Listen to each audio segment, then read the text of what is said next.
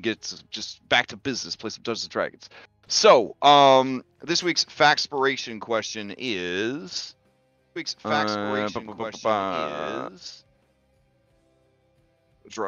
the horrible sound I made. Was like me doing a drum roll. Okay. All right. In the past year, what realization has changed your life or your perspective, and why?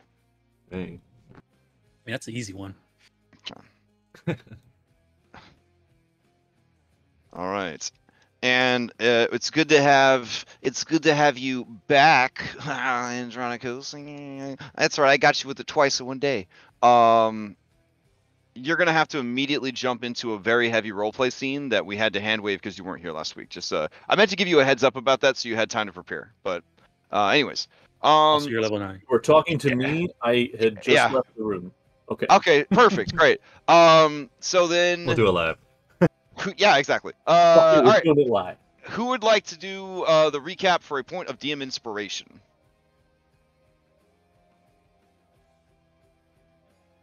I mean, I did it last time. There were only 3 of you last week. I need Oh, one. true.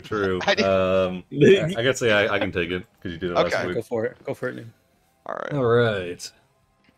So last time on Mythic Odysseys, let's see, we convened with Maya, the 5 of us, to work on her campaign strategy. Now with her 2 aunts dealt with and the throne of Themis back up for grabs, Maya is once again faced with the reality that she needs to give these people what they want and what they need, which is her as the ruler of Themis. Unfortunately, Maya's she's got different sensibilities and wants the people to actually have a valid, they want them to have valid ways to voice their concerns and to pick their ruler. Seems sort of new age, but if Maya wants it, then I guess she knows best. With that in mind, we headed to the palace where each one of the different members of the tribes of Themis put forth who they thought would be best. We had Yala, Clemene, and I think Hatria jumped in as well. But after their speeches and just discussing what they wanted for Themis, Maya stepped up and was recognized for her efforts and for her background, being the trueborn daughter of the former queen. A vote was taken, and it was decided that Maya would ascend the throne. And then she quickly needed to make her choice known of her second in command, and she was faced with 3 challengers: Clemene, Kyra, and somebody else. Yaris. Yeah, okay, my bad. Wait, Kyra? Yeah. Yes, Kyra threw Yep, her name Kyra into wanted the to ring. be like her sister. She wanted to rule a kingdom, or at least be the second in command. And Maya tried to let her down easy, but when reading out the names of her chosen, Clemene and Kyra kind of got mixed up. There was a whole mishap, and it ended with Kyra at the bottom of a cliff. Don't worry, though. She's got that divine blood, and she'll be back within a week or so. With that, Maya and Clemene become the recognized rulers of Themis, and begin to devise a strategy for how the country will be run, settling on Clemene holding stead for Maya as she carries out the rest of her obligations as a hero of prophecy. So, we head off, acquiring supplies and Aspa too, onto the Stormbreaker, and we depart, our destination clear, the Isle of Fates. As we begin to make our way there, we stopped somewhere. Let's see. The art tree. Oh yes, sorry. We stopped at the World Tree, picked up some. Oh yeah, we got the golden apple from the. This is all nerd stuff. But anyway, Julian's able to make some actual Air Julians. Is the gist of it. And then from there, we head to Mitros. No, we don't go to Mitros. We just go straight to the Fates, the Isle of the Fates. And from there, we get spookily briefed. There's a whole lot of spooky things occurring, and we're braced to head into the Isle. You also gave us a story instead of Kara. No, Nim deliberately leaves that out to avoid losing any more piety. But yes, Nim did give the story of the Bard, Constellation of the Bard, which details Lutheria's dealings with one of her prospective servants, where she tells her to give her a good story, and then to screw her over before she can do it, cuts out her tongue. Yeah. Yeah, there's the tongue right there. Oh yes, the constellation. You've got the harp, the woman, and then the tongue. Okay, yeah. Go ahead and take your point of DM inspiration. Yeah, but did Crash say that he loves paladins so much that they get cleaving at level 9 like marshals do? Did he say that, though? He definitely didn't. Yeah. Depends on how much Well, Andronicus this piety is guy- up for grabs here, because I think I could get this put into the official recap.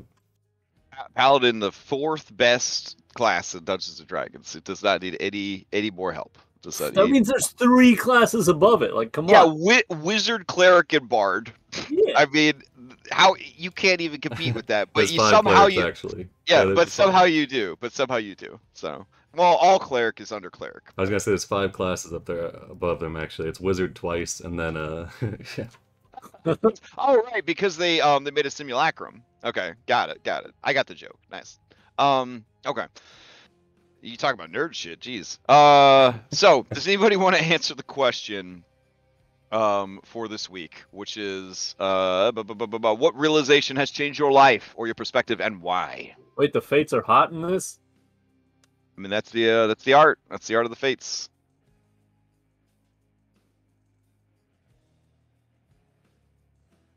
We also heard that they're god level threats, very strong.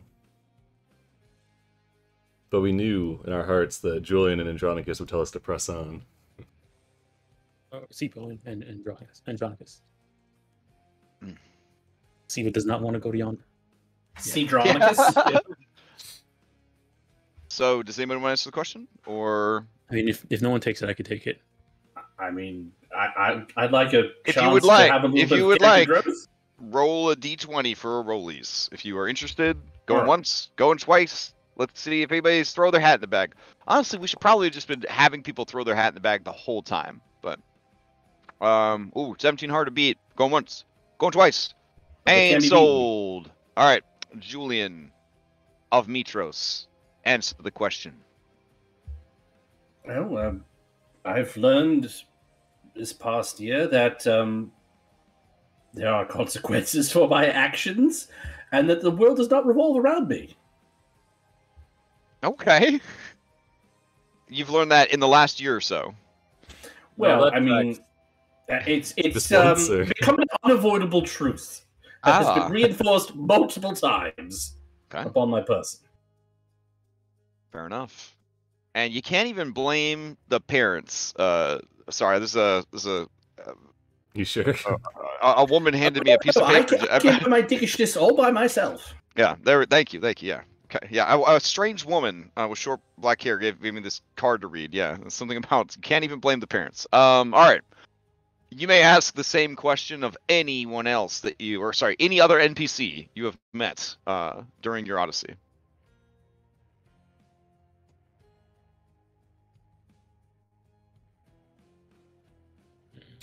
I'd like to ask that question of Sidon. Oh, Sidon! Oh my goodness! All right, in the last year, remember this is meta. You're gonna have to live with the Right. knowledge that you have it and your characters do not. So I guess if you Oh, don't no. want to hear, if you don't want to hear this would be a great time to take your back medication or refresh your drink or go make sure your cats were properly fed or any other thing that you might do. All right. So, in the past year, what has changed your life? What realization? All right. So the realization is, it's probably not very healthy, but his realization is his daughter Versi and the fools and parasitic invaders that she has allied herself with obviously fear his strength and power, or she would not have lied and made up such a foolish and ridiculous prophecy. Yeah, so that's a realization that came to him. So how has it altered his perspective? It just made him feel like maybe it's time to triple down. You know what I'm saying? Yep. It doesn't really feel like altering. But... Hey, triple is like one and then again. Like, that's a change. No, that's double. No, oh yeah, and then again one more time. I think that's triple. There we go. Yeah. Thank you, Dom, for your math help. All right. And that's it. We're done. Boop. So last time before we left, we were trying to pick out who we're bringing in on our B team, and I was. Oh no! Wait! Two more things. First of all, you received two. When they heard you were going to the Fates, you received two Fanspirations, one from Orpheus and one from Scottrick. Wow. So go ahead and record those so that I could delete them. There we go. You got it, or? Oh yeah, I can throw it in there. Okay. I know And Orf then... really had to try hard not to send that to Lutheria, so I appreciate that, Orf. I mean, we don't reveal how many he has been sending to Lutheria, but oh god. Yeah. All right, somebody just added some, so I'm gonna take it back too. When she streams, his name does appear in the top donor spots of the UI. So some say he's getting weekly notes. Foot pics. No, the artist that drew the Lutheria art, there's no way I could possibly afford to have her draw Lutheria's feet, so they will always remain a great mystery. Her prices have come they're very, very high now, which is good for her. All right, so I need Andronikos to wibbly wobbly timey wimey travel back to the end of the battle against the false queen when they were looting her corpse, and it was discovered embedded in the queen's tiara was a beautiful pearl, and the pearl called out to you. So let me grab some suitably sad music. Called out to me like metaphysically, or like I heard a voice? You heard a voice. Fuck. Did I recognize the voice? You did. Excellent. It was the voice of your dead children. Oh, sorry, they're not dead. It was the voice of your missing children. So sort of like both of them overlapping, or like them separately? Definitely separately. Okay. Like That's taking turns calling out for you. You know, like father, can you? Is that you, father? This is from the pearl that the queen was wearing, or that the priestess was wearing? It was the one that the queen was wearing. It was embedded in the tiara that represents the queen of Themis. There are two tiaras, one for the queen's consort and one for the queen. It is the tiara that I guess Maya would now be wearing upon her human brow. Fuck. But I was wearing it at the time when you first heard this. Yeah. So you were wearing it now at this exact moment? Yeah, in this moment, in this scene. Yeah. Like Maya has taken it. No, Maya, you wouldn't have been wearing it because you. No, I wouldn't. Yeah, that's what I'm saying. At the Yeah, time you when wouldn't he have been got wearing curled it. out, I would Yeah. not be wearing it. It would be on the dead queen's head. Okay. So then if it's while we were sort of going over, fuck, they'll get so pissed if I touch this, though. His penis. Yep. I'll sort of reach towards it, but then sort of realize where I am, and try to like think back at the pearl, and see if I sort of make any sort of connection, or if I can only hear them and they can't hear me. This is reminiscent of the last sort of gem you found, the soul gem, as it were. It has that sort of feeling that they are lost, and they cannot hear you, but yet somehow they can sense you.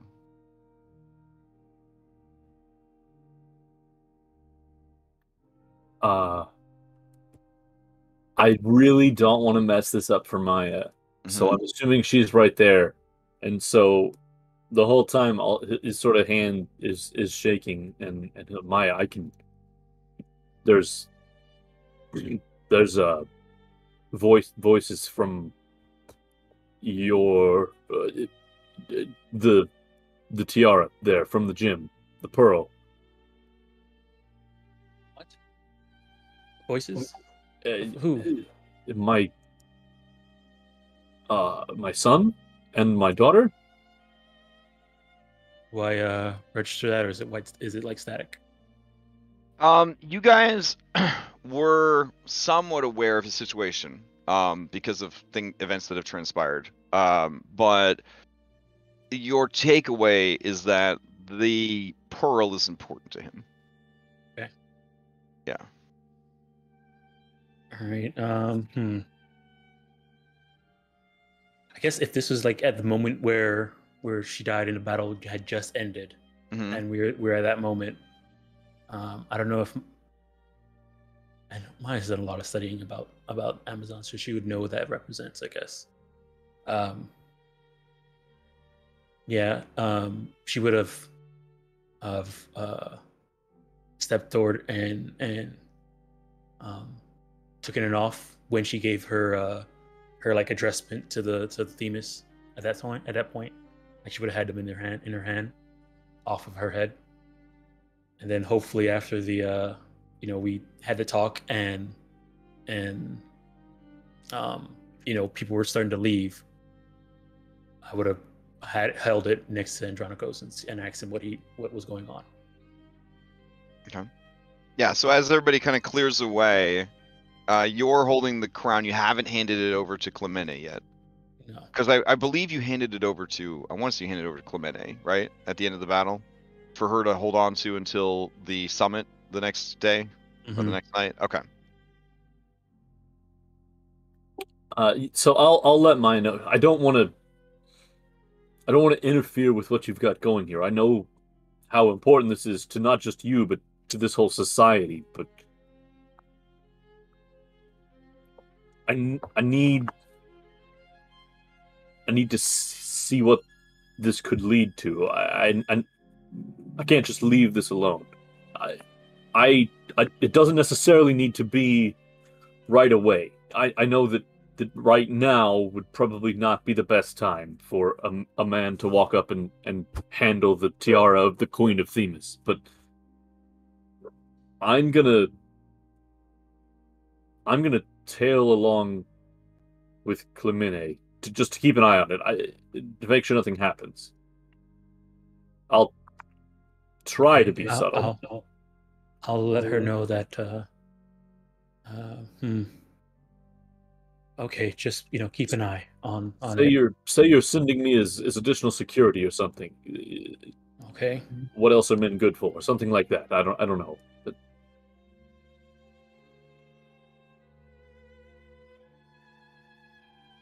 Okay, I guess when I would hand the tiaras to Clemente, I say,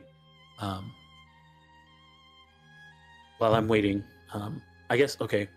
In the talk with Clemente, when I handed her the tiaras, it would have been more of okay, keep these safe until we have the summit, Mm-hmm. and then Right? It would have dramatically changed how the last session went, because would Maya have tried to become the queen just to get the crown so that Andronikos could have it?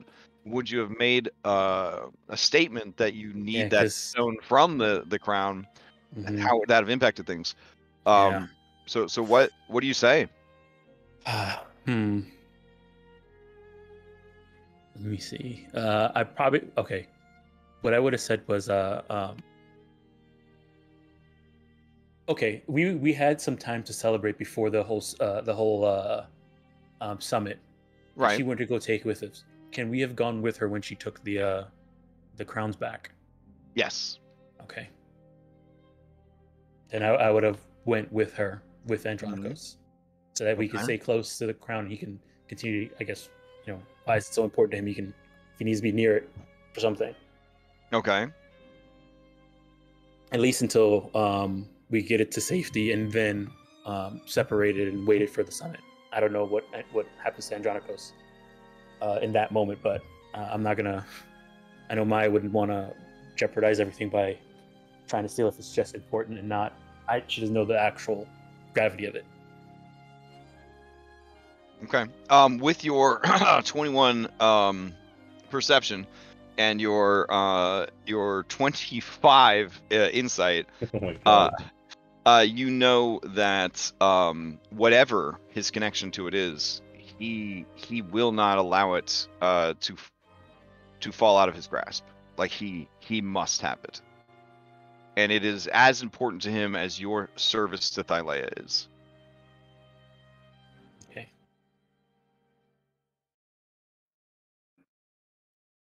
And yeah, that probably would have changed some of what I was saying during last session. Then.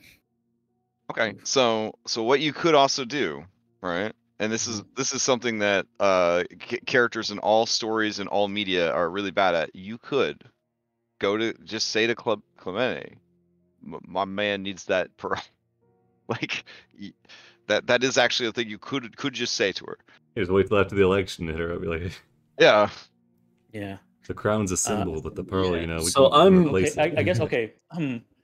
Andronicus will say, "Listen, I'm fine with waiting for a time." Okay, question. Was this pearl always inside, like, looking at the history of reading about it, was there always a pearl inside the... I mean, they never describe, like, the Amazons don't care about jewelry and shit. They didn't describe the tiara. Like, they didn't, yeah. You had just gaslight and say there's never a pearl in it. Yeah. I mean, in that case, then yeah. If the idea is that the Amazons never really cared about the jewelry that's inside the tiara and it's about the person, and Maya understands that, then yeah, she would probably ask to take the pearl from inside. All right, yeah. So Clemente says, this bauble, this was added by the false queen. Of course, remove it, restore the crown to its proper state. Okay, yeah, she would have done that then. Okay. I just felt so bad as you were overthinking and stressing out about it, because I was like, oh man. All right. So once the pearl is in your hand, it is roughly the size of a golf ball. You imagine this pearl is worth thousands of drachmae. But as it is in your hand, you have one of those moments where you are no longer there. You are living out the life that was stolen. Teaching your children to play blitzball or whatever sport Tridents play. Yeah, and just holding on to like sea turtles as you they pull you through the water, laughter, joy, catching fish with your bare hands, which isn't hard because you guys just ask them to come here with your trident powers, and then you just carry them out of the water. Barbecuing them on the shores of the beach, watching the beautiful constellations in the sky. A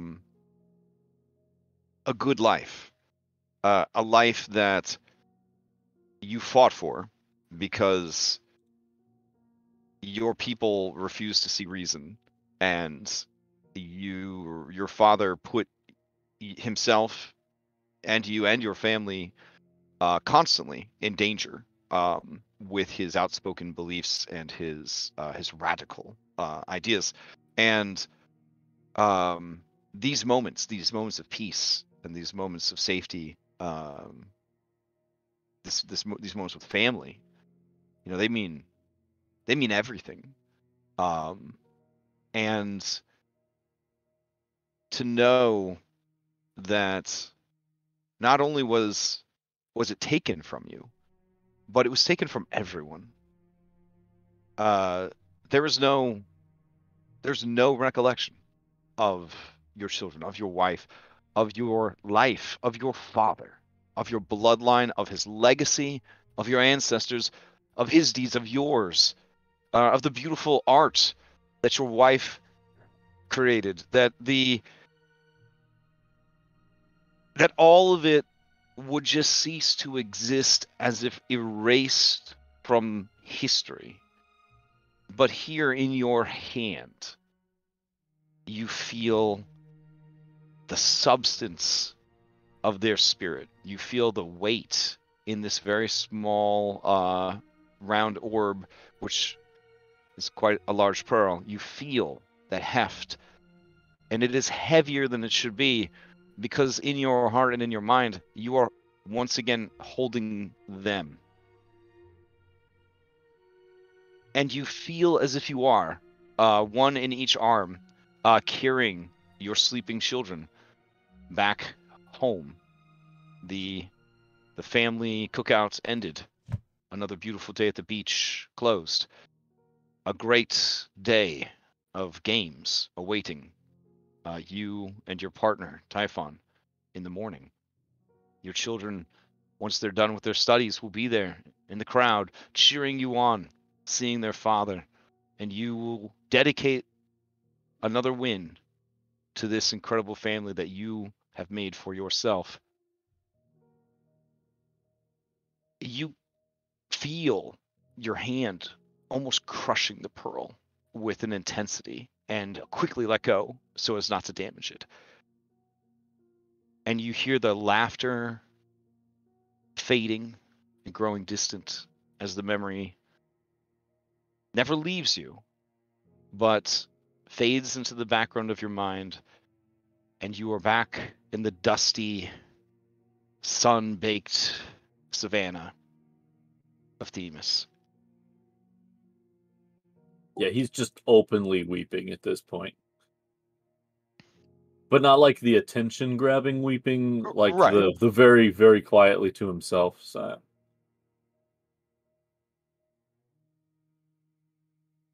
Andronicos, what's wrong?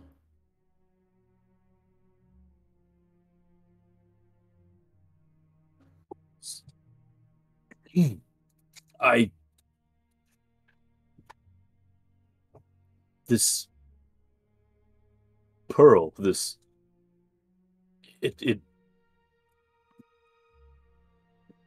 I don't know. I feel closer to my missing family than I have since they went missing. I don't know what it is about it.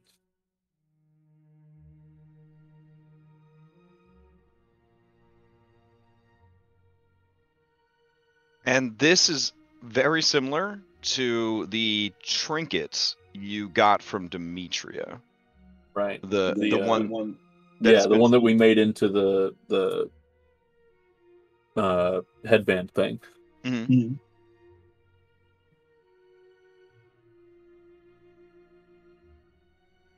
Yeah, and then it functions as an amulet of health or whatever, like that thing. Yeah. So it's that same feeling, it's that same comfort. You, since finding that, have had better memories of your wife. You have had stronger memories of your wife. You have even been able to reminisce with Tychon about your wife, and almost kind of have him remember those conversations once they have passed, but in the moment remember. And you feel that same kind of connection is once again there, but for your children now.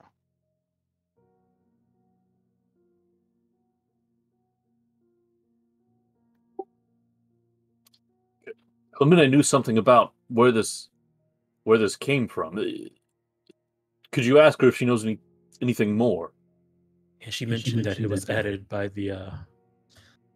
by my aunt. So I'll if it's that important, I could tell it's very important. I'll ask her.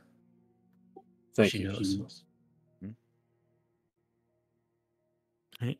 I'll go ahead and ask her. So Clemene explains that more than likely, It was a gift from Lutheria, or meant to in some way channel Lutheria's power in some way. Okay. Yeah. And your father, a wizard, offers to take a look at the tiara and the pearl, if your mighty blue friend is willing to allow me access to it. Yes, please. All right. So he spends about an hour, checking it out and everything, and he says, well, "This is fascinating. It was designed to enhance the perception and the awareness of whoever was wearing it. Wizards, in other worlds, would have stones such as these that would rotate around them, orbiting them, protecting them. This has a similar property to that, though you can see here in the inset for the crown, it was designed to trap the pearl so that it could only go around in a very small and limited space while still providing the benefit."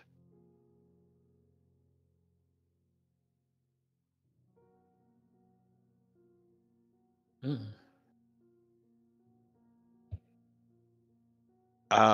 But as far as the source of the magic goes, such an item would be very difficult to craft. It is likely that this. No offense to the Amazons, but they don't really practice magic or artifice. I doubt that any of the false queens was able to, or their allies. I think that this, as Clemente has said, may have been a gift from Lutheria herself, or found beyond Themis. Do you think our Jankan father might have been the one? Grant? Grant, yeah. You could certainly ask him. Why would they put him in jail then? After delivering a gift? Androcles looks at you and says, "But did you not hear what the man said? He was given to them by Sidon. He was basically their slave. He had to do what he was told. That's probably why he tried to escape." I just have to ask, Nim, do you pay attention to anything that goes on around you? It's about 70-30.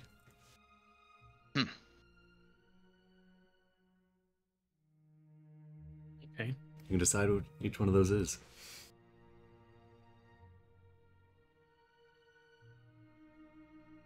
Well, Andronikos, I can see that this pearl is very important to you, so keep it close, and maybe if I become queen and have this crown, maybe we can take a look at it and figure out a way, if you want to keep it close, have another compartment for you to keep it safe. Yeah, I would like that.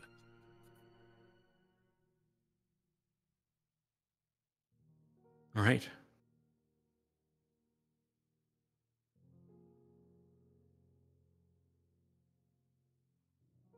Okay.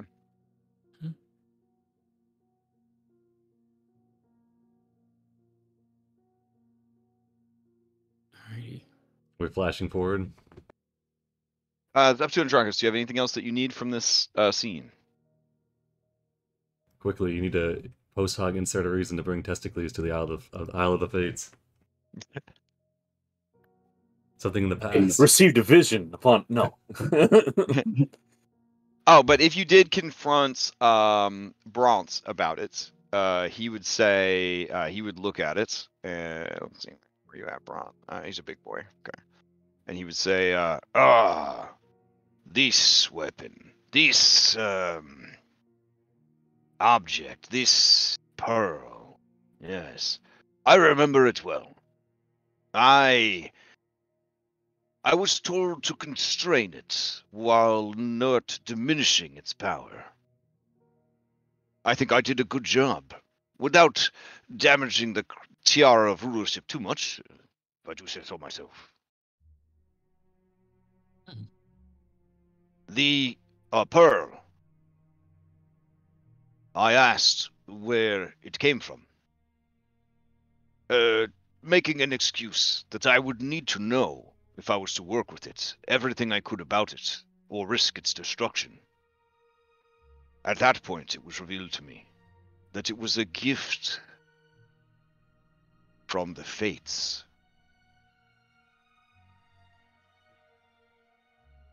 Dun dun dun. Oh, God.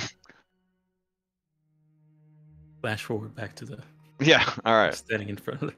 And then, yeah, you guys staring off at the spooky-ass haunted island. Yep. And that's why there's no possible way we can turn around. I mean, you can certainly turn around still. Um, I 100% respect your player agency. You can definitely turn around if you need to. Can we have is it okay if we ask Braun if he can make a container for it for Andronicos? So it can spin without spinning? Yeah. Yeah, if you want. Unless Andronicos, you want it to spin. Yeah, I do kind of like the idea of it rotating around my head like that. That's pretty cool. All right. Good thing, too. He was just going to tie like a string to it and then hand it back to you. It's a rush job. Yeah. Also, if we're doing flashbacks, with the potential for making actual Air Julians, the sandals of flying, boots of flying. So what, before I decide whether or not to put the components into the Caledonia or not, what will be involved with Julian making those on his own? Because I feel like that would be a good test, since he is now a level 3 artificer to test for himself. So I think we had decided in the when we discussed crafting for this campaign, that we were going to do a hybrid of an NPC crafter and a PC crafter that essentially it was get the ingredients and wait long enough for them to be done. So whether you make it or whether Vulcan makes it will have no real bearing on anything mechanically. So yeah, but it would chew up your until it was finished, it would chew up any and all downtime and camping activities that you would do. And the only benefit there would be that you get to say you made it versus your grandpa made it. Now there will be things that might be beyond your ability to make. This is certainly not one of them. You could probably make these, yeah. Okay. Well, how so would it be a similar time frame? So like the 10 days? Mm-hmm. Okay. Yep. We would probably make it the exact same amount, but Vulcan makes them faster, but then he has to worry about shipping. Right. Yeah, whereas you don't. Okay. So yeah, Julian will use all of his downtime on that. Okay. Then the calendar event still stands. Your Air Julians will be ready on the 14th. Okay. Happy New Year, by the way. They also had a big New Year's party without you guys last time. So Nim left that out of the recap. She didn't want to upset Julian because he missed out on all that wine. Aw. Well, we're assuming you drank all that wine and had sex with Versi and all sorts of other stuff. We just kind of blacked out, doesn't remember. Oh, because I wasn't there. Damn. No, Okay. no, all right. I'm That's amazing. your call. That's your call. But sounds canonical to me. So all right. Okay. Moving forward. So yeah, you look over at the very spooky gray stone islands where everything is dust and slate and dead. The rain pounding down. A cruel sort of look and angle to every rock and every ledge. Oh yeah, and for reference, it's a bunch of caves that only one of them leads to the Fates, and all the other ones lead to like hell. Yeah, the world in between, which is I get what in between The hollow world, which is this world's version of the Underdark. Yeah, okay. In between the Nyx and the surface. Right. So we want to find the right one.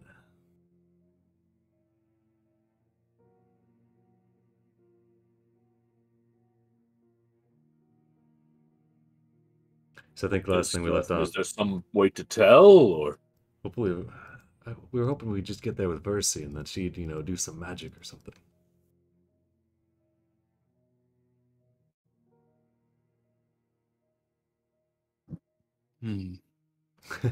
Does Julian bring it up while he's dealing with her last night? A couple hours in, he doesn't. Yeah, he does. He doesn't remember. He doesn't remember. But also, you guys hit New Year's days before you got here. We're already on the 8th. Okay. Yeah. That's probably Julian's schedule. Because nobody would sacrifice the Sidon, and you ended up with like really high travel times. But Seas were boiling, no big deal. Yeah. Speaking of caverns. Well, I don't think that. No. Anyways, no? all right. Okay. Okay. So, question 1: are you ready to go to this island? Question 2: what do you want from this island? Question 3: who are you bringing to this island? You should definitely have answers to those questions before embarking to this island. So we know we have to bring Versi. Yeah. Kyra's not available because she's still on her way back. We still have to pick her up. I think what we want from this island is to, ideally be to deal with the Fates in some way and then install Versi as the new Fates. To have a powerful ally as a Fate. I guess because also these Fates have been doing... Actually, bad thinking stuff. back, has all the children kind of like the children that we have met and what we've learned about their namesake, has there been any similarities between them? I think... What do you mean? Like, how apparently like Galaron was named after one of the other previous Titans, and has what we know about Galaron, the old Titan. You know nothing about him. Yep. Okay. Okay. We do know that Thylea was quite fast and Kyra is quite fast. Mm-hmm. And they seem to share that connection. Do we know anything about the previous Versi from the stories or anything that we read on? You guys have the document. Okay. So yeah. Yeah. I think all we've got is names basically, and then the one that we actually met. I suppose we could go and talk to her and ask her about her siblings, but yeah, we didn't do that. If Kyra was here. Yeah. Yeah. Mm-hmm.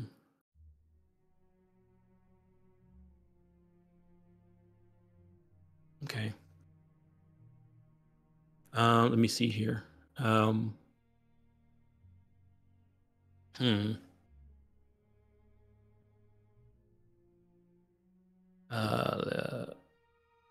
Okay, so right now we know Versi wants to remove the Fates and because they're corrupted. She believes they're corrupted, and the proof is in all the stuff that has happened with like Maximus getting a deal and all the stuff has been happening so far. And Sibo's down to do what his patron needs him to do. We also know Andronikos needs to come here to find out about his family. Or OOC about his family in character. This is important to him. It's fairly important to Sibo as well. Yeah, I hear him squeaking in the background.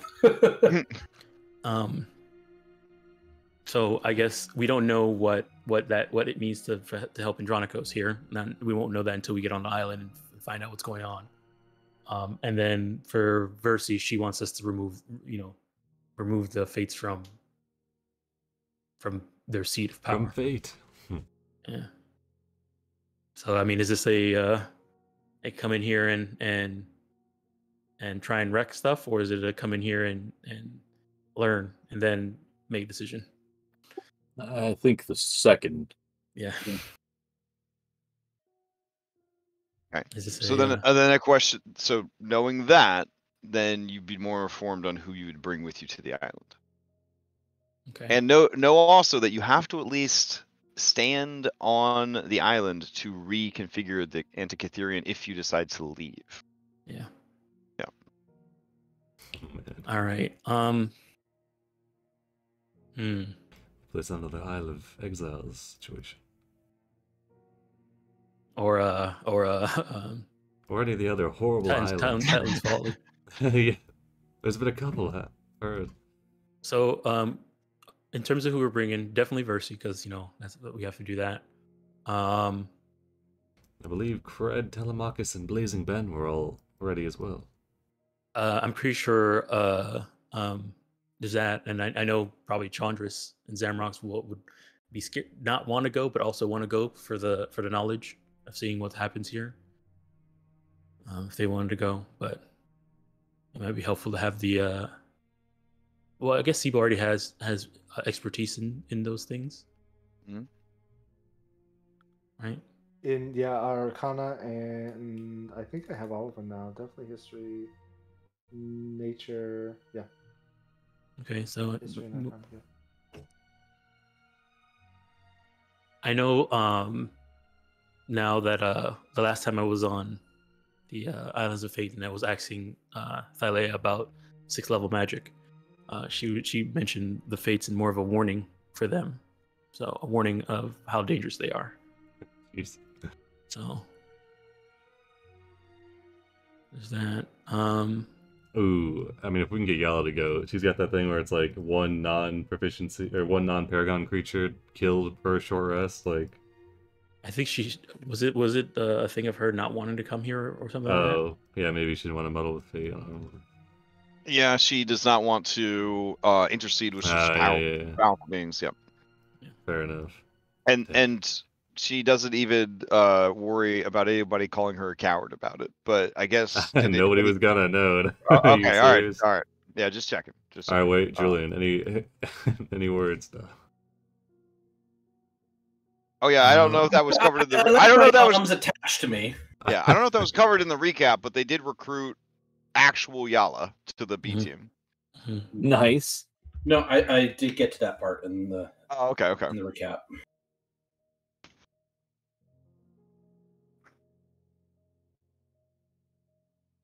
All right. I guess I should also ask: are there any PCs that do not feel comfortable going to the island? Because I mean, player agency. Like, if you do not feel that your character would be safe on the island, or your character would not go on the island, I guess now's your chance to. I mean, I don't want to go to the island, but Sibo really, really wants to. Oh, okay. Oh, we did think about bringing Telemachus, the one man who's has defied fate many times and succeeding to cause double style. That's true. Always good. But I don't know. That might make them even angrier at us. Are we trying to? Can't make them that much more angry, you know. Us being, or you all being outside of fate, I think it's probably enough. Also, I imagine just coming here probably is not their favorite thing. Yeah, they don't exactly have a red carpet out. What was the counter charm one again? Lana. Action for counter charm. But Maya, I have this. I have counter charm too. Okay. But wait, I haven't read this in a minute. Let's see. Is Nim coming on the island? Feel bad. You're just gonna feel bad. Okay, 30 feet of me. It's an action each time. They have advantage on frightened and charmed. You got to be able to hear. Ends if I'm incapacitated or silenced, or if I'm on. Okay, wow. Maybe we should bring Falana, to be honest. I wanted to read it just to double check. But yeah, Falana did step forward and say they wanted to, or they were curious, not necessarily wanting to go, but yeah, they don't want to go, but they want to know. Blazing Ben said he would do it. Yeah, Blazing Ben said he wanted to go. Tychon will go because he knows how it's important to Andronicus. Yeah, that might be good. Yeah, having Tychon come. Yeah, his buddy. Cred said he'll punch the Fates right in the boobas. We're at the point of taking credit. It's gonna be testicles. Okay, what's the sudden fascination with testicles? Apparently, he went on a horrifying adventure in Prime. He's got the balls for the job. I mean, definitely does. So yeah, apparently he went on a horrifying adventure in Prime. So I also want him to have a Okay, multiversal. Oh, I thought that they never recruited him in Prime. no, they got him. They didn't get bicycles. Ah, that was it. Yeah, They didn't really want to get oiled up, I guess. it really just depends. They also never ran into Echo. Yeah. Okay, so we got Valana, Telemachus, Versi, Tychon, and then Chandris and Zamrox. Or That works for Nessa. me. Yeah, Nessa is always good, but What did we hear about the ecology of the? I mean, it's probably not. Acidic rain. Oh, God. Deadly water. Horrible aberrations outside of time and sanity. Roam the desolated stone and dead forest of the island. Also, the apex of all manticores dwells at the top of the mountain, with his harem. Yeah, okay. I think Ness is gonna take this one, Chandris. He says, that's a wise choice. And Zamrox goes as he wipes his brow. Alright, is everybody good with these? Yeah, Telemachus, Valana, Versi, and then Chandris, Zamrox, and Tychon. Sounds like a No, I mean solid... you mean Nessa and Oh, Tychon. yeah, see. All right, so Telemachus, Valana, Nessa, Versi, and who was the other one? Nessa, Valana. Tychon. Tychon. Okay. Yeah, Tychon. Yeah. I'm checking checking their boxes right now. Okay. Yeah, this list is just it's very long. So yeah, Valana's the first one at the top. I mean, you are allowed to just, fire people and, move them onto the C team and stuff. So no. Oh. Okay. All right, that's all of them. Okay. Tychon versus Nessa, Telemachus, Valana. It's like we've got some people on this list like Antonia, some random dwarves, Hermione, which is the Minotaur lady wizard. It is okay to have recruited people that you never use, like any Gacha game player. So, I just feel bad, I feel like we need to mount. Or like this poor asshole that just pulls Benny every time. Got the maxed out Benny. Never wanted Benny on his fucking team. Stuck with maxed out Benny. Oh well. Anyways, so this is the team that is heading out. You ready? We haven't taken Elise in a long time too. Oh, can we head out tomorrow? Take a rest. I used a lot of spell slots on invisibility. Don't forget about Queef Sting. I just want to put that on everyone. Oh, that's true. No, don't worry. It's fresh in the mind. If he really wants to, he'll end up on the island somehow. These people, we can also bring people, and they'll be just in danger of dying too, right? Oh, yeah, Thus far, Queefsting has not shown any romantic interest in anyone else on the boat, but he has started following Gala everywhere. Yeah, that Oh my checks out. God. That checks Yeah. out. Like father, like son. That's on brand. Yeah. I think it was said last session that anybody that steps foot on the island is going to be in danger, right? So I mean, You overhear him saying like, "I'm something of a very strong, godlike warrior myself." Yeah. As she just stares down at him. Dang, is Okay, that the first time we've heard Queefsting? No, it's not. All right, so Polybrachia onto my character sheet from someone that has it. do you have that ability now? Yeah, I do. Third okay. level spell slots. Okay. dang, nice. I'll drag the have drag it. the SIBO over. Yeah. All right. Third level paladin slots. Did it add to your spellbook? You can make the biggest smites with those. Yeah. Yeah. All right, I'll try to add it again. Oh no, it's there. It's just under pact magic. I'll have to change it. Oh, right, that right. makes sense, Yeah. Also, everyone will know that Sibo got greater restoration. He would Very talk nice. about it nonstop. You got the money for Great Restoration? Or the diamond dust or whatever? Nope, he would have just talked about it. Okay. Then immediately the ghost of Ohlen would have wanted you guys to figure out the fun got the the fun dust? yeah. But don't worry. With a clipboard, an inkwell, and a quill, the ghost of Ohlen approaches. Now I heard that you guys got some new powers. And I'm going to step in and say that Ohlen would have wanted to make sure that you guys could actually use your powers. I don't think he'd be happy if you got in the middle of a really big fight and realized you couldn't actually do the thing that you thought you could do because you were too lazy to buy the material components. That's fair. That's fair. Do we have any We have one royal diamond. residuum here? I know that's something that that we have in Noriande, but I can make some. You have some magic items I could smash. I think we probably actually do. We do. Here's the magic Zephos that I'm never gonna use. The one that ignores the shields of your opponents? No, it's the 52 card shard pickup. That one's even cooler. Yeah, I know. I'm pretty And sure if we he have an smashes extra. it, it's just gonna reform in like an hour, right? It's true. I'm pretty sure we have an extra plus something shield. Yes, that's true. too. True. I mean, Ohlen's shield, right? Yeah, it's got like it's got the regalia of like the Mitros Centurions like stamped around the rim of it. Yeah, you can smash I'm it. not giving that up. I've grown quite attached to it. Thank you very much.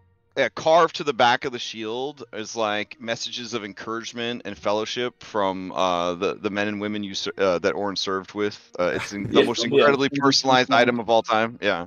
Of course not. No. Oh, I could give you at least 25 residuum for this one. Smash. That's pretty good. Listen, don't we have another +1 shield from the armory? Nim carefully places the +1 buckler behind their back. Are you Sibo, are you referencing the world doc that says you could use residuum to pay for spell component costs? Is that what you're looking for residuum for? Oh no, I just was like, isn't that the critical role joke thing that they have for? Oh no, this is a real thing. Like residuum is not. Yeah, residuum is actually residuum is actually from 4th edition D&D, and Mercer used that in his campaign setting for but it is essentially refined or raw, like magic cocaine, essentially. You can use it. You can substitute it for almost anything that you would need to build a magical item. Oh yeah, I was meaning, but yeah. I have a +1 sling. Oh man, you would part with that. That's such an item. At least eat it. Didn't we throw our extra stuff on the Ultros character sheet? Probably. Yeah, let's see. It's actually been rebranded the Stormbreaker, but Let's see, it's under cargo and crew. Okay, yeah, the Scourge of Serpents, the whip that can extend its. Oh, that is a badass fucking whip, though. The Nightmare Spire, you can throw that in there. Yeah. The Chimera Trident. Yeah, there's not really much you'd want to smash on this list. Yeah, I think we only put the. Yeah, it says her lion, ram, and dragon heads can be used to forge the Chimera Trident, and then in parentheses, it's really good. Don't need that anymore. No, I'll put up the 52 shard pickup Zephos. Okay. Yeah. He takes it away, and you hear smashing sounds, and he comes back with a tidy pouch, and he hands it to you. Nice. Okay. That is 500 gold worth of residuum. So you can just grab 100 gold of that and use it as a greater restoration. Yeah. Nice. Okay. He also teaches you how he gives you a set of like a small set of scales and whatnot, and teaches you how to measure it out into the appropriate portions. Ooh. Yeah. It's Saros a can help very you make the very dome metagame bags. thing. Yeah. I prepped for my 3rd level spells, Revivify and Aura of Vitality, for if we ever need those. Okay. I feel like having more people with Revivify prepped is not a bad. Yeah, idea. and I learned that from Celasta. I learned that from Celasta. So. Let me see here. I love this last to bleed over. Let me see here. It's a hard world. It's a masterpiece of deadly crows and flying snakes. So I'm assuming we're heading out tomorrow morning then, you know, if we're taking stock of the ship's inventory and all that. I'm gonna go to sleep for 8 hours. All right, do not forget that the Stormbreaker is a sanctuary for you, and so you would gain the ability to long rest, and also you would be well rested afterwards, assuming you don't have any exhaustion when you wake up. So if you still have any, I don't know which campaign this is. You don't have any fucking exhaustion. You guys are champions. So got all my limbs too. Yeah, all your limbs, all your hands. No broken bones to speak of. Do you want some? Oh no, Nim sleeps a little wrong. Let's make concept. Do you think Protection from Good and Evil might be useful here? Yeah, I mean that's always pretty useful. And... You can upcast to get multiple people with that, right? Sadly, no. Oh dang. What's that? Beacon of Hope? Beacon of something that gives everybody advantage on Wisdom saves? Yeah, I think that's what spells. That is really good. I think that's a. I'm gonna drop Steering Smite in favor of Blinding Smite as well. Beacon of Hope.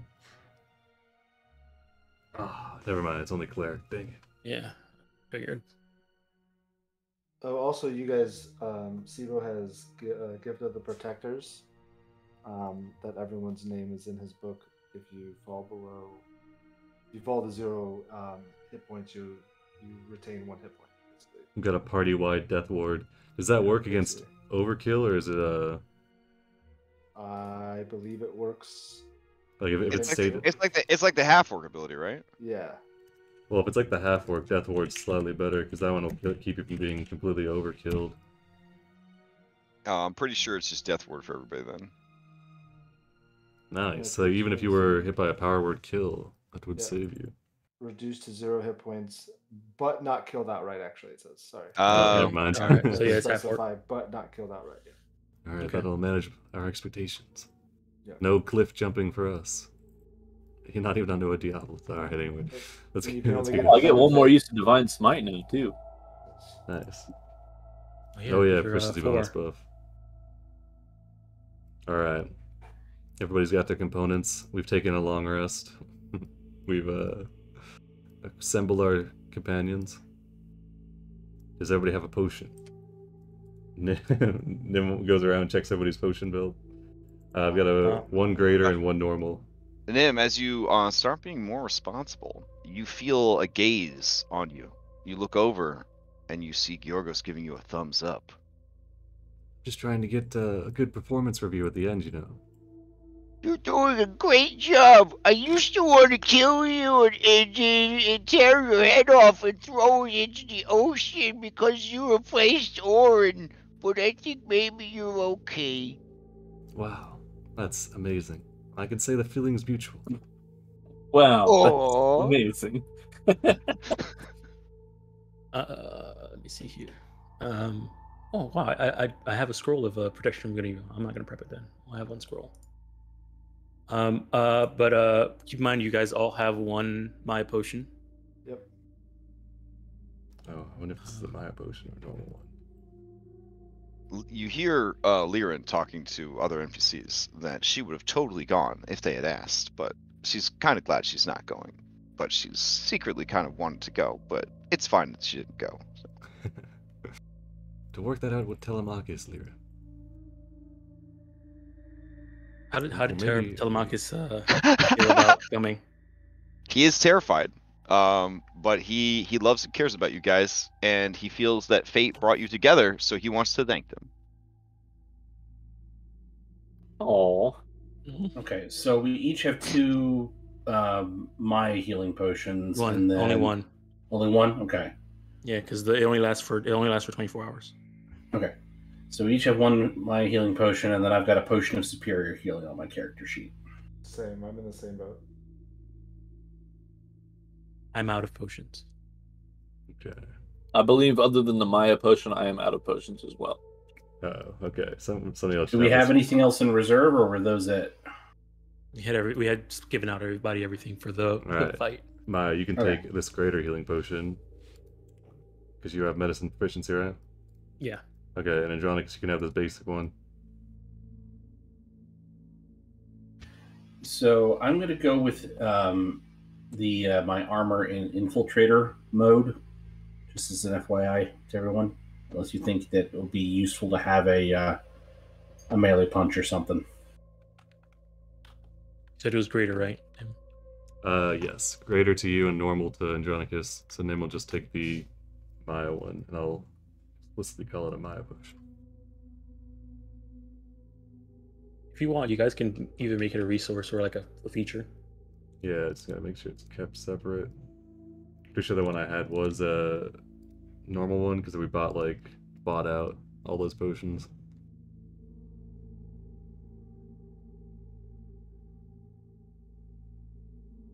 Okay, so now everybody has at least 1 potion. Yes. Nice. Okay. Do the bookkeeping beforehand before we're knees deep in it.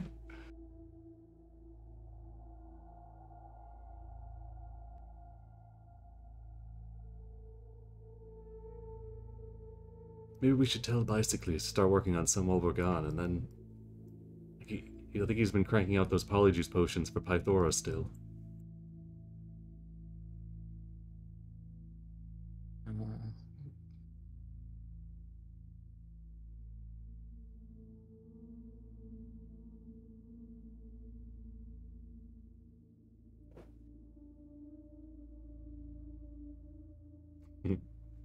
Alright, are we ready?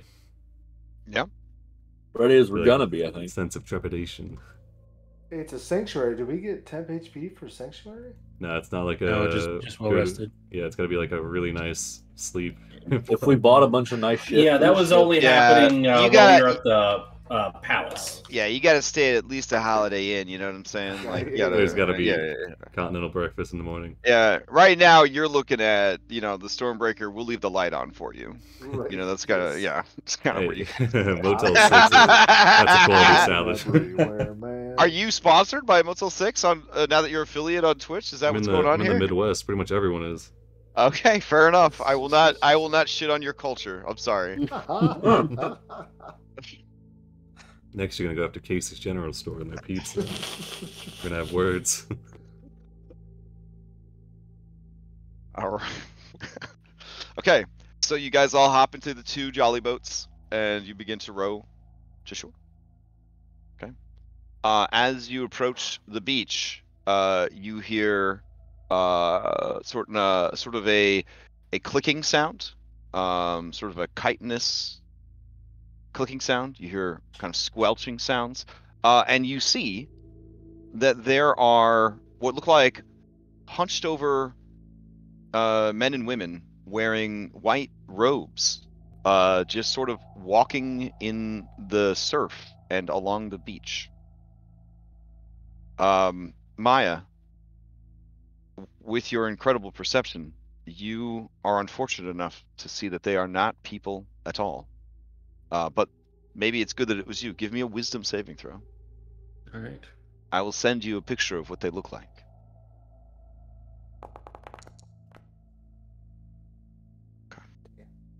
Oh no. You are able to hold on to your sanity, but you know that if your allies were to witness such things, they might come unhinged. It is up to you what to do next. I'll say don't. There are a great many of these individuals. but they don't seem to have taken notice of you and your allies. They seem to wander aimlessly. I would say don't look now. There seems to be creatures that look very familiar to what we found in the bottom of Exile Island. Telemachus says, I don't understand what you're saying, Maya. Don't look at what? Nothing. Don't look at Don't look at those cultists over there? Don't look at them. Okay, he looks over. Whew. And he says, oh, and he just starts like closing his eyes, and just tears are just streaming down his face. Does anyone else look at them, or do you take their advice? Nim's going to stare at the floorboards of the boat. Okay. Maya, do you take the sacrifice of keeping track of them, or do you and continue to look at them, or do you also avert your gaze? Because based on your warning and Telemachus' reaction, the others have closed their eyes as if they were fighting a Medusa.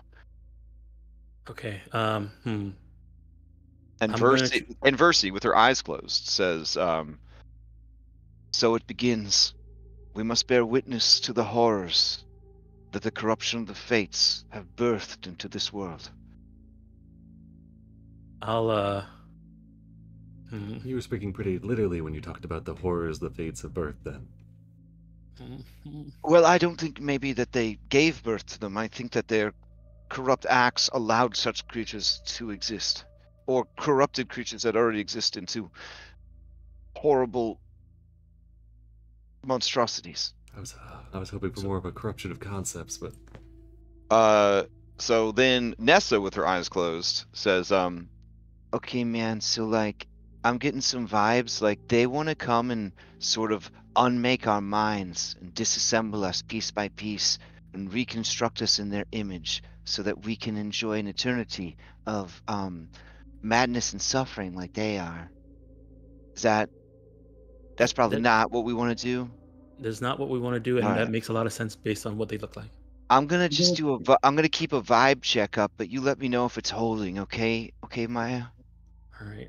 So what I'll do is I'll these are like the false Hydra thing? Nessa was a good choice, by the way, for this island. Yeah, they look very much like the same number of legs, but not as many heads. Yes, Nessa, we definitely, from experience, I can tell you that getting grabbed by one of these is the worst possible thing that can happen. Yep. They look like they have wings as well. I'm going to start humming nervously. Maya, a few of them are approaching your jolly boats. If I like notice them moving towards us, I'll try and look for an area where they aren't standing and see if we can go in that direction. Okay. Quickly. There are two boats. You are the only one with your eyes open. How do you want to proceed as far as guiding everyone to shore? I'll say, please just follow my voice. You all start to hear in your minds many voices asking, "What do you seek? What do you seek? What has brought you here? What do you need? What do you want? Why are you here? Why do you live? Why have you come? What do you need? What can we give you? What would you like? What are you like? How do you taste?" Hot pocket. Yeah, Nim's going to continue humming. Starts humming louder when the voices start. Okay. Trying to keep the counter chime going.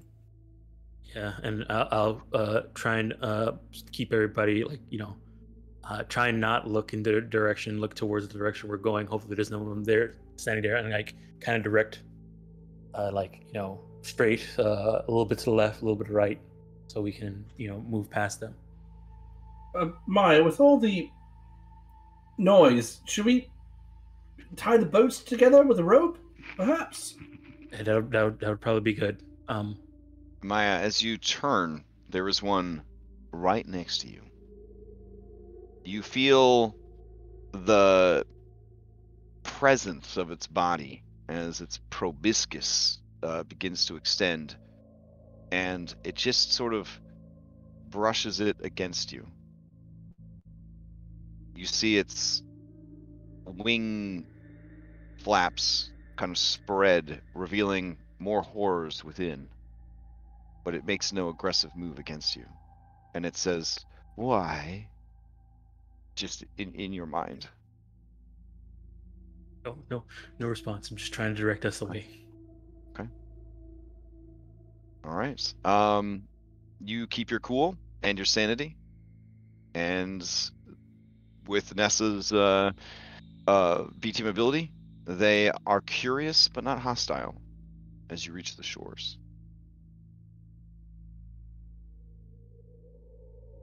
They were just like standing in the water. In the water and sort of just wandering the beach. Mm-hmm.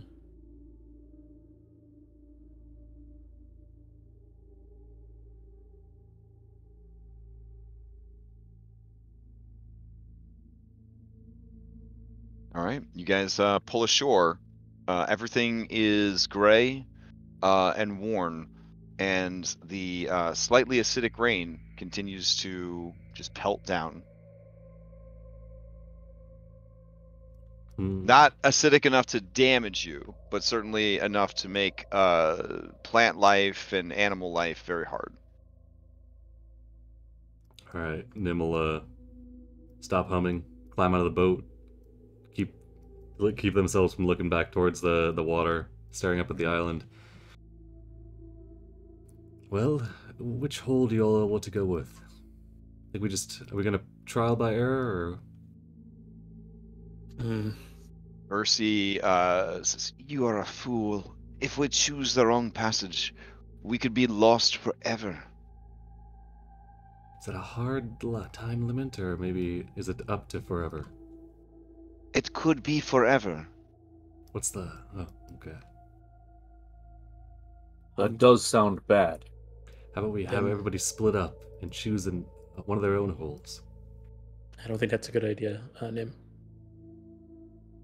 Bears. But if there's been people who have come here and have dealt with the fates before, Maximus for one. Tychon says, "Oh, and that was a real good guy." Well, no, I know he's not. I'm not saying he's a good guy, but that means that he must have found the way to the fates. So, you think he just guessed, or you think he had a method? He seems like the type that would guess. We were told, I was told, that this island would have something to do, and meeting the fates would have something to do with me finding my family. And then right before we came here, we found this other artifact that was related to them.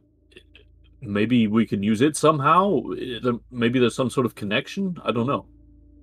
I mean, Grant did, I keep forgetting his name. Father? Grant. Bront, yeah, Bront.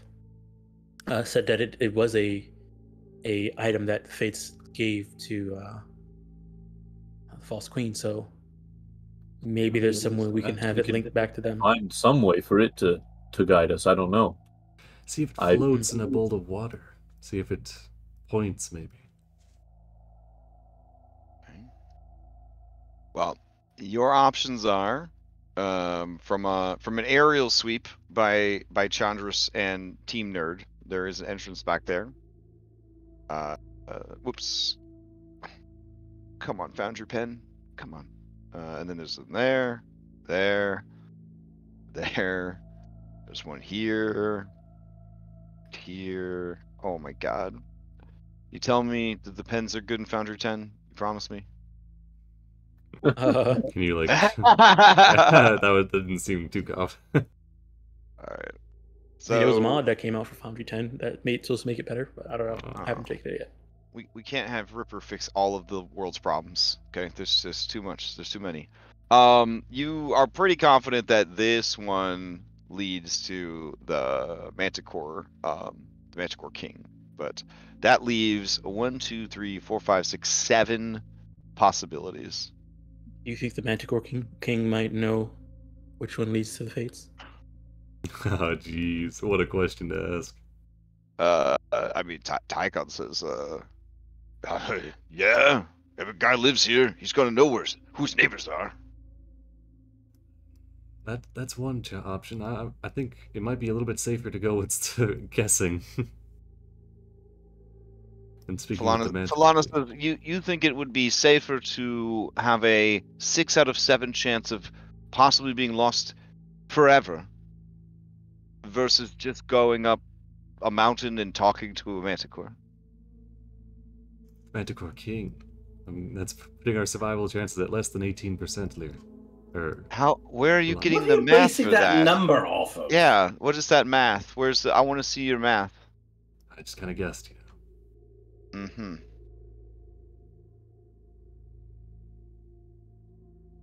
Telemachus says, I think we should just be confident, as we always are. Huh? Fate brought us together. Fate will keep us together. We are going up fated against the fates, Telemachus. I think that if we leave things to chance, they will see to it that we don't survive. Yes, but my friend Julian, they want us to come, right? You are the chosen of the Oracle. You have been a prophecy, a big prophecy. Of course you need to be here. This is where you belong. So we just pick any cave. It will be the right one. Telemachus, this prophecy doesn't come from the fates. This prophecy comes from someone who wants to take over, to usurp the fates. Percy looks at you, like, what do you have to say? What do you got? Okay. And usurp is a strong word. I mean, they've sort of outstayed their welcome. And let's face it, we need all the advantages that we can get. They call it new management. Versi, I know you mentioned that the 4 of us and Orin were outside of fate. That it seemed like we weren't being. Yes, strong. I said that. Mm-hmm. What about yourself? No, I am a child of this world. I am a descendant of Thylea herself. I am bound by fate, as all are. Is there a way we could trace that thread to them?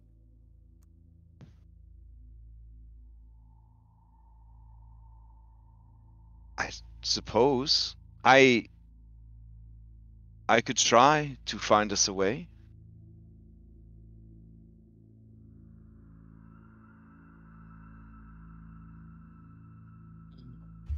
I think perhaps if we can parlay with the Manticore King, that might... While also a dangerous alternative, I think it's more dangerous to go in blind into one of the possible... I don't think Manticores are known for being particularly reasonable, so I'm afraid that parlaying with the Manticore King will involve beating the shit out of him and then asking him questions, hopefully that'll feel more free to answer when we offer his life as the... Well, last time we ran into Manticores, they seemed to be working with bandits. There was a deal struck there. That's true. Telemachus says, yes, I know. I worked with Manticores. Mm-hmm. See, you have brought the perfect B team for this. Obviously, fate is on your side. Okay, and in that case, Telemachus, what is the key to striking a bargain with Manticores, since you have that first-hand experience? Bribes or strength?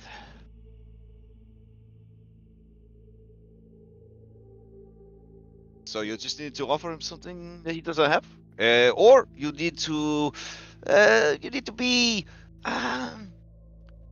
much stronger than they are. Is it a show of strength, or do we actually have to? And must it be physical strength? Perhaps strength of mind?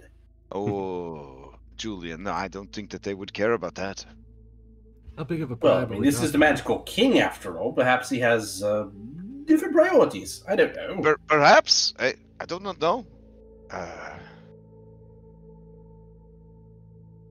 Man, we're about to meet a king. We probably should have brought Brianna. No, I'm just kidding. Back in the boat. Manticore. By the way, I don't think she wants to tick that particular box. Maya, have you moved everyone away from the terrible beach into the nearby narrow canyons? Oh yeah, if they're still around, I would have directed everybody away from those things. So as you are talking in the narrow canyon, you hear a squelching sound, and you see, inching its way into view, is a roughly 6-foot-long worm. It stops and turns to look at you with its vaguely humanoid face, and it just screams at you. Just a scream of pain and frustration. Friend of yours? No. The Manticore King lives here. It does seem like an interesting choice. And then it's just sort of blurp, blurp, blurp, blurp. All right, you know what? Whether it's choosing a hole Is it or getting closer or just moving along? It just moves along.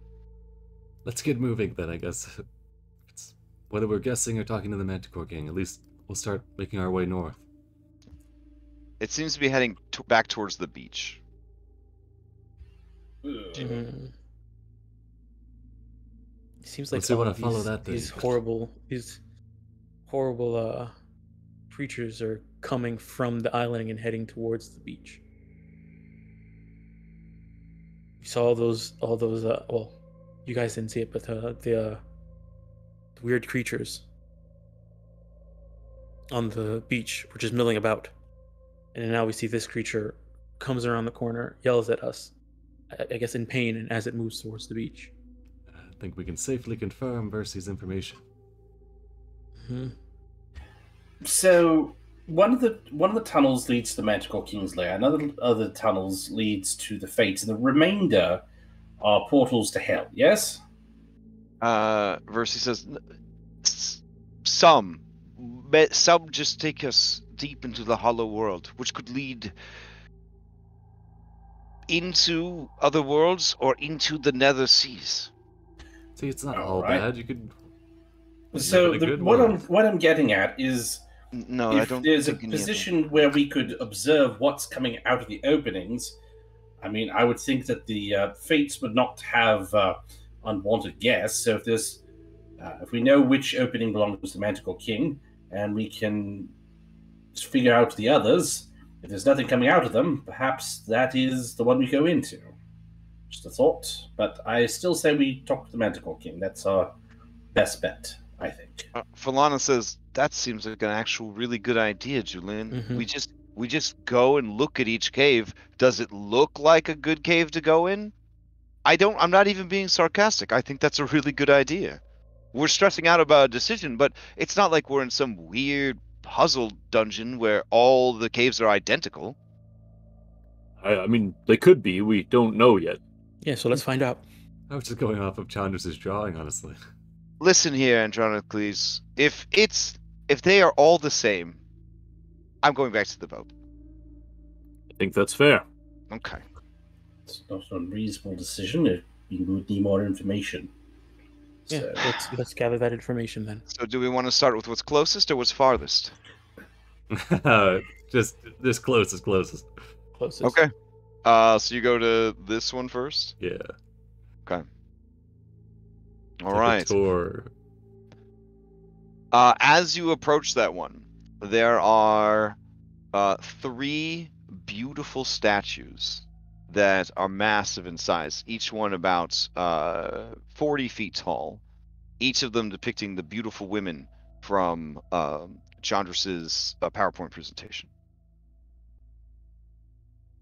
The first seems to be spooling out thread. The second seems to be making sort of a cat's cradle of it in her fingers. And the third seems ready to cut the thread. But you notice that the thread is not sculpted. The thread is, in fact, a golden cable. And that cable unspools across the 3 statues and goes through the scissors uncut to the keystone in the carved archway above this cave. That seems kind of promising, but we should probably look at the other ones first. Oh yeah, this Yes, first cave it'd be starting out just our strong. luck that it'd be just our luck that we find the exact same statue at all the openings. Yeah, if any of the other caves look more fade-like than this one, we're going to be in trouble. Well, maybe they're trying to deceive you into thinking that's the right cave, though. I don't. Well, they're succeeding. This is definitely the cave door I would pick. Interesting. What if we just all go down one? No, that's a terrible idea. You think they'd go through the trouble of putting up a fake statue? Well, Yes. let's find out Yeah, I mean, possibly. by looking at the other ones. Okay. Alright. So you head to the next one, which is this one, right? Yeah, that'd be the next closest. Okay. This one seems to be a rather nondescript crack in the mountainside or the plateau. It is about 20 feet wide and maybe 30 feet high, and narrows as it goes up, and it seems to just wind its way deeper into the plateau. Okay. First one is still seeming the most promising. Yes, I would not choose this one. Yeah. All right. Next.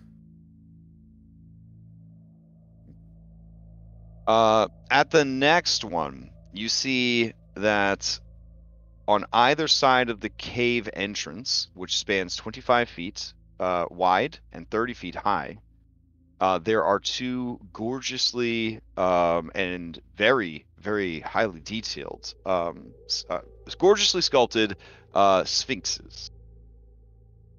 One of them is male presenting, one of them is female presenting. This one's definitely a riddle one. Mhm. Okay.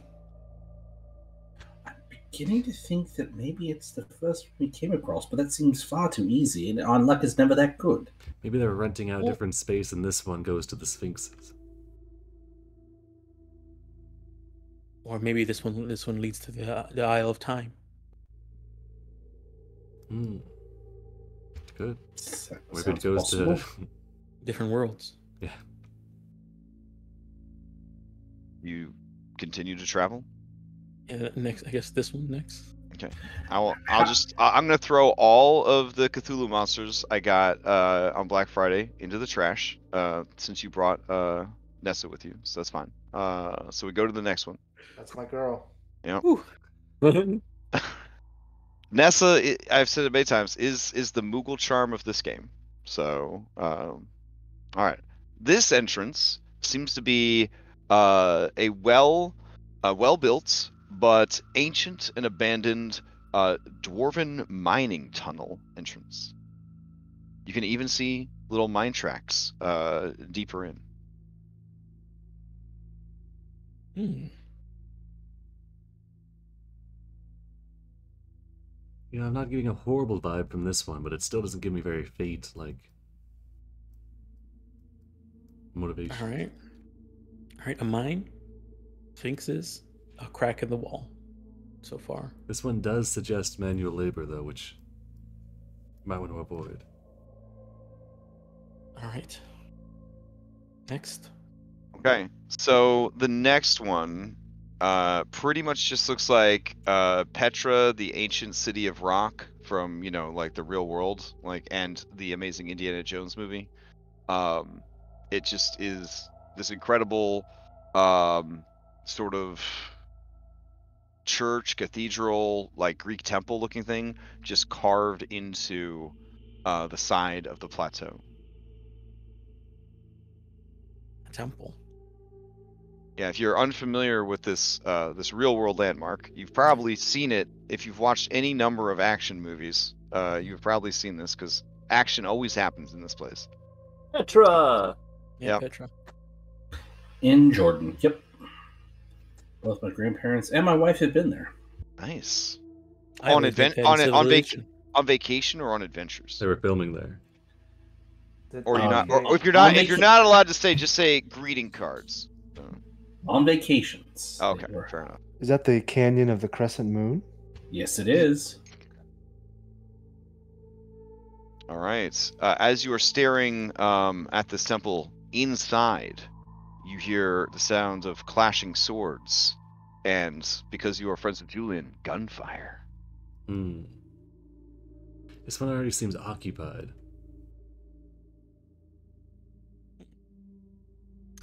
It does, but kind of want to get a closer look, but Julie looks at the group, and they are probably just staring daggers at him. Perhaps not this time.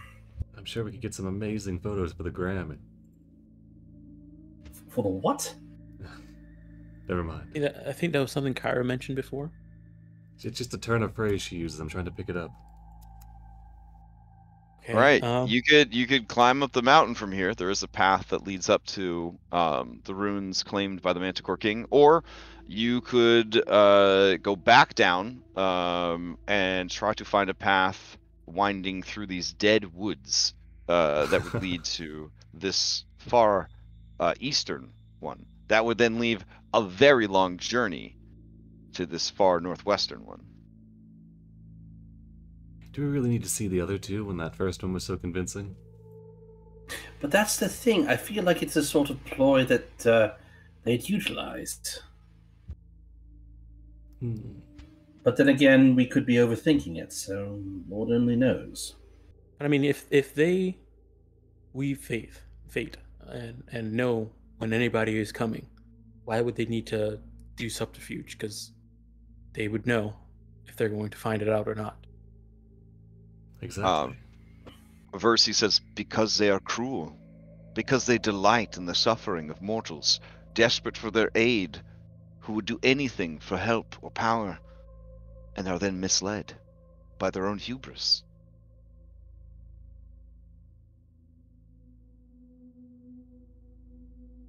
Name just poker face. Well, let's check the other two. The last two. Well, are we going up or are we going through the woods? Well, And we know up leads to Manticore. how much time have we spent so far? at Oh this? God. Let's see. It took you about an hour to row to shore.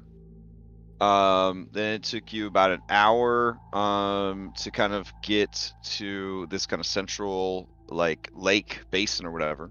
And then we'll assume that assuming you didn't thoroughly inspect each door, you probably did let's see, hour 3, hour 4. You've been at this for about 5 hours. And we started out in the morning? Yes. Okay, all right. So we still have some But time. you have but 3 we're hours risk left of on the getting clock caught. before you have to start doing exhaustion. Without magical assistance, camping on this island will be very difficult. More than likely, the DCs will be 20 plus on anything you attempt to do to set up camp. And of course, long resting would not be possible. It's certainly not a sanctuary. All right.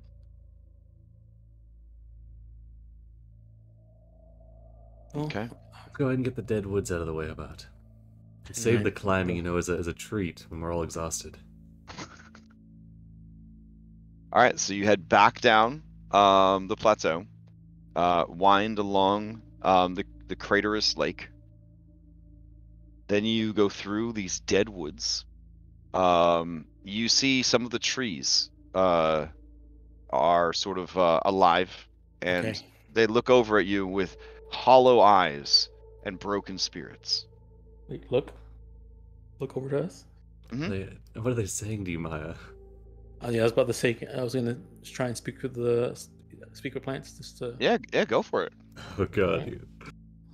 I'm just gonna counter charm while you talk to the trees. All right.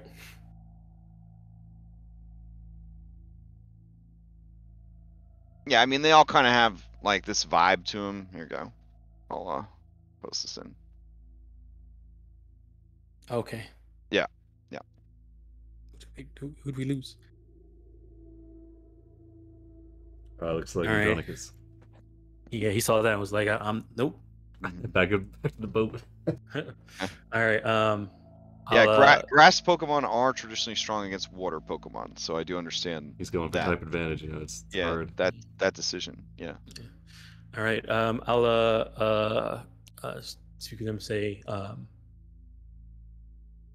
what has happened to the land here?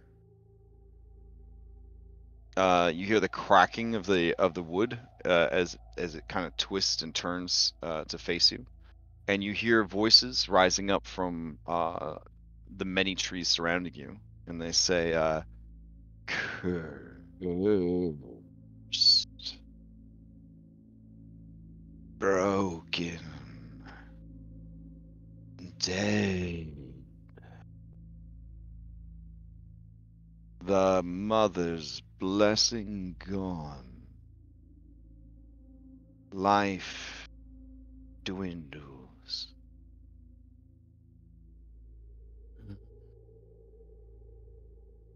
Maya, save us, please.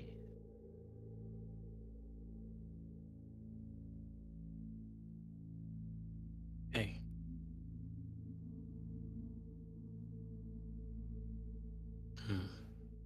This place is cursed. How was it? Are they happier than they look? They're very, It's the outside sad. matches the in's joy. Oh, jeez. I feel like they're dying. They're in pain. The land is cursed. It's dying, decaying. Life is leaving this island. Wonder, is that either that's typical, or you think that's because the fates getting corrupted and all that? It seems like a curse is on this place. I don't know if it's probably from them, as they're stewards of this island, or it could be something else. I'm wondering. Am I kind of getting the same kind of like dead feeling that I got from the land of the Exile Island and the Manticore Queen Island? I mean, the Chimera Queen Island. It's much worse here. Okay. Yeah. You feel disconnected completely from Thylea in the same manner that you felt on Exile Island, though. Yes. Okay. You feel like she does not either want to acknowledge this place or cannot reach it. Okay.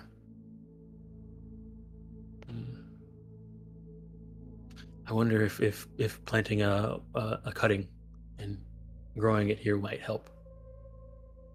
It could. Can't see what it would hurt. But I feel like if I do it now and establish a connection, it might harm Thylea before. I don't know if the curse. That is fair. It'd be like sewing on a diseased limb. Mm-hmm. Sibo, what names are currently in your book, out of curiosity? Like for texting services or whatever. Yeah, it's Vulcan, Valis, Julian, and Well, Clemente, right? We got rid of Julian for Clemente. No, but I got No, four, he so got I it. He Julian. got You it. can have up to Yeah. 4 names. Yeah, Oh, he can yeah. have a new name. Yeah. Okay. Yeah. All right. Just second. That's right. Clemente was the fourth. Yeah. Okay.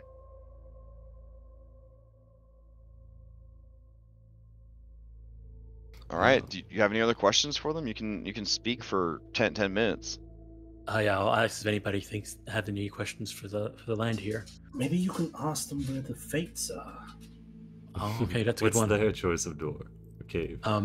Where is the source of the curse?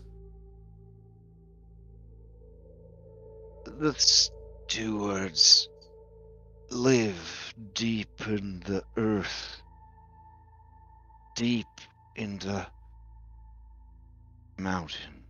And you hear the kind of breaking of its branches as it kind of like its body just shakes and it points towards the plateau. If I were to give some growth to the land, would you be able to sprout some form of plant life at the area closest to them, to the surface, towards them? Which area would lead to them? the one that's been doing most of the talking looks to the others, and you see it pull free of the gray slate soil.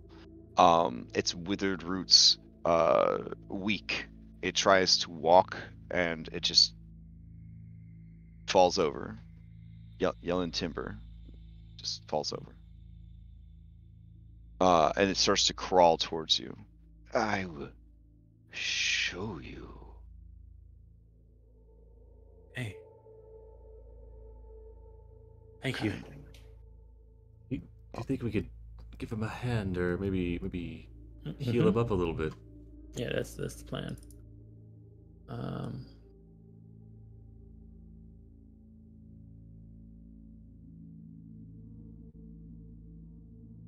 I have a question. Let me check something about plant growth. What is the question, sir?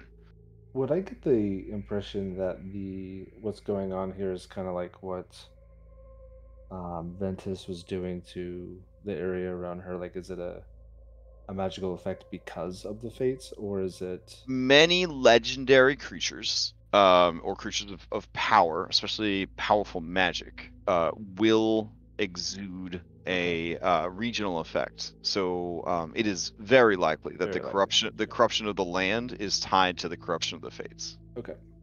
Hmm?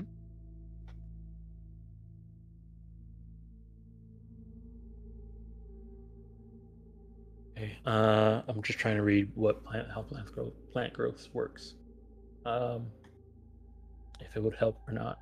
We could just hit him with a cure wound and see if that does anything. I guess I can try that first. Okay. So I'll burn a mistletoe and do a bonus action cure wounds on him. Okay.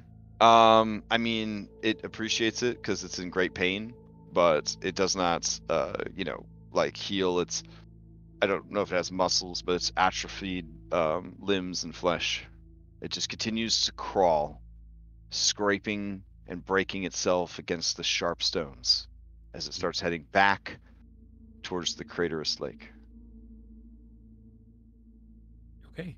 Well, again, they can't get much Back the way we came, or towards the other? No, definitely. It doesn't have any interest in this most eastern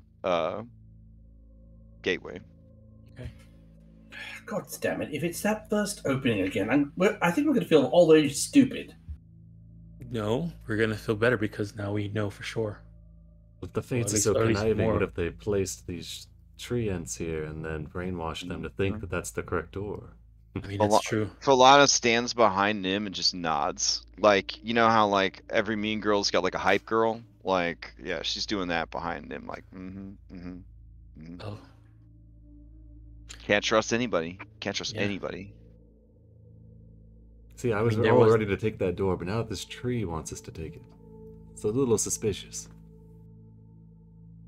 Let's see. All right. Okay. I guess. Okay. What I'll do,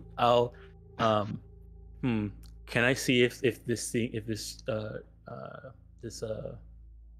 tree seems to be on the up and up and like is You want to insight the tree? Yes. Yeah, Use of course. that big You have old bright you have a wisdom of 20. yours. You have a 25 insight.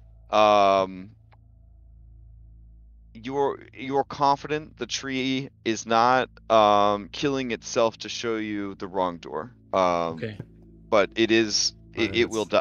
You know that if you have it do this, it will die. Okay. I think it wouldn't be going through all this. It is sacrificing itself to show us where this place where the entrance is. Good enough I think for that's me. worth something. All right, I'm back on Team Fated Door. Well, we'll see what door it leads us to. Oh, yes. This process is going to take a while because the tree is just crawling along. So it's like a speed, I think 15. Sibo, could you make that disc? Maybe give it a boost? I mean, it's the one guiding us, so... Sibo can walk in, you can kind of guess which direction it's trying to pull itself into, right? Anything to ease it a little bit. Alright, just let it wreck itself. Let's go. Okay. Trying to help the tree out a little bit. Alright. At one point, its body breaks open, and you see like a sickly sort of like infected urine kind of color. Sap begins sort of just bleeding out as it continues to drag its broken body along the shores of this craterous lake. It's all right. I'm pretty sure they don't feel pain like we do. No, it's in pain. I'm fairly certain those trees on... Oh, wait, you weren't with us. Well, trees are unique creatures. We definitely encountered some very interesting trees on Chimera Island. Yeah, let me go ahead and cast one of these, so I'll get rid of that. I was trying to rationalize our treatment of this creature, but you made me feel worse, Julian. Good job.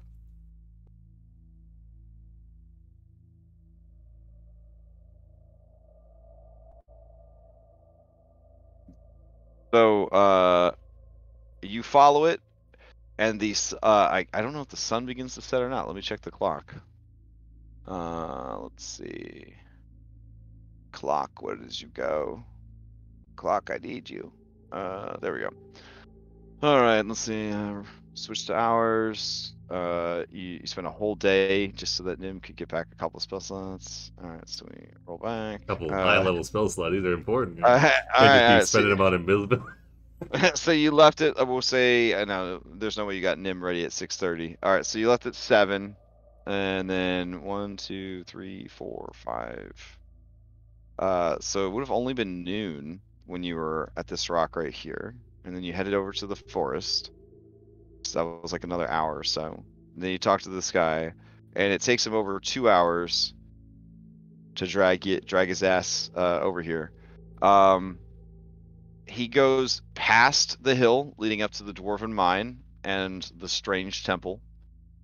He there's barely any of him left, just the upper like torso bits, his head and his arms, just a glowing trail of infected sap like going behind him. He passes up this one. Pretty obvious where this dude headed. Right around here, he lets out a terrible groan, the sound of a tree being felled in the forest. And he dies with his remaining limb pointing towards this crevasse in the rock. Okay. So nondescript cave it is. Mm-hmm. All right. I want to if the smallest like the where his head was. Mm-hmm. I want to see if I can take it because I'm gonna use when I do place the after we're done here, if we survive, I'm gonna place the cutting of Thylea. I'm gonna use his remains as the cradle for it. As you go to collect the head, the eye lights, well, there weren't any eye lights even, but as you go to correct the very spooky looking head of this creature, you hear a skittering and almost sort of like a chirping sound coming from within. And as you approach, you see a swarm of pale, spindly-legged spiders just begin pouring from the hollows of his remains. Some get stuck in the sap, some begin to fight with each other, others just scatter and scurry away from the scene.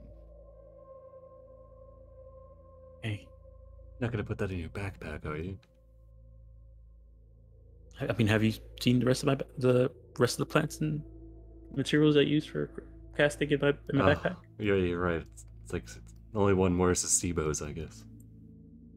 And for those of you who are like, Crash, what can I get a very detailed picture of what a transparent clear spider would look like? Because I need to know that. I have such a picture. Okay, good. I was gonna ask. Okay. Also, this is reminding me of a certain type of creature. Great, I didn't need to sleep tonight at all. This is reminding me of a lot of creatures from Elden Ring. There you go. Nice.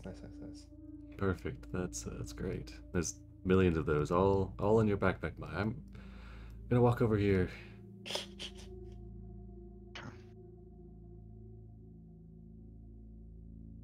Well, you know, at least he's out of it now.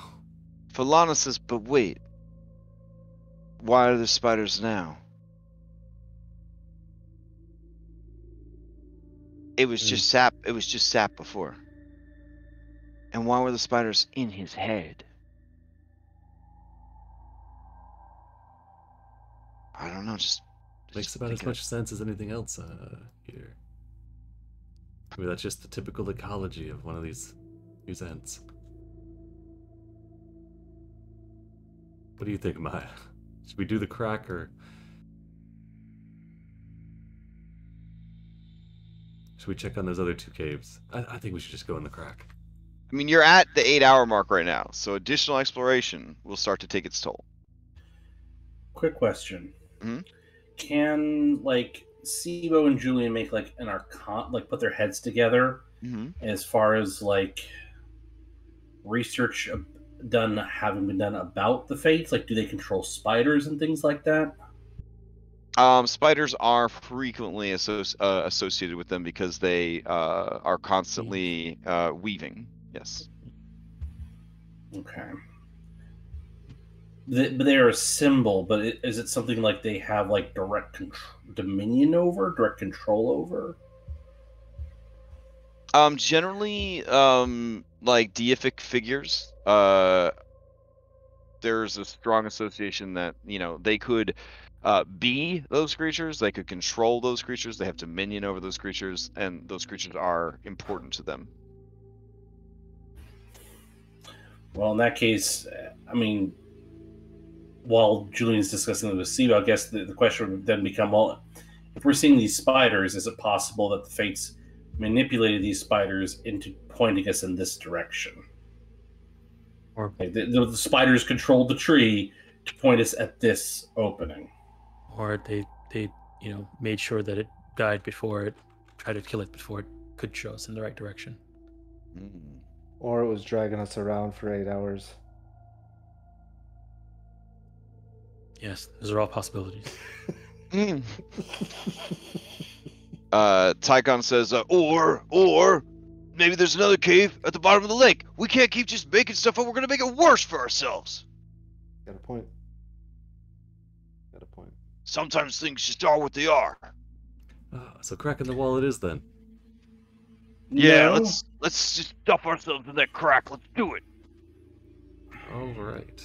How we I send don't one think we person have in quite enough first? information. I think we've narrowed it possibly down to 2, but the fact that these spiders just popped out of the out of this end seems like too much of a coincidence for my liking.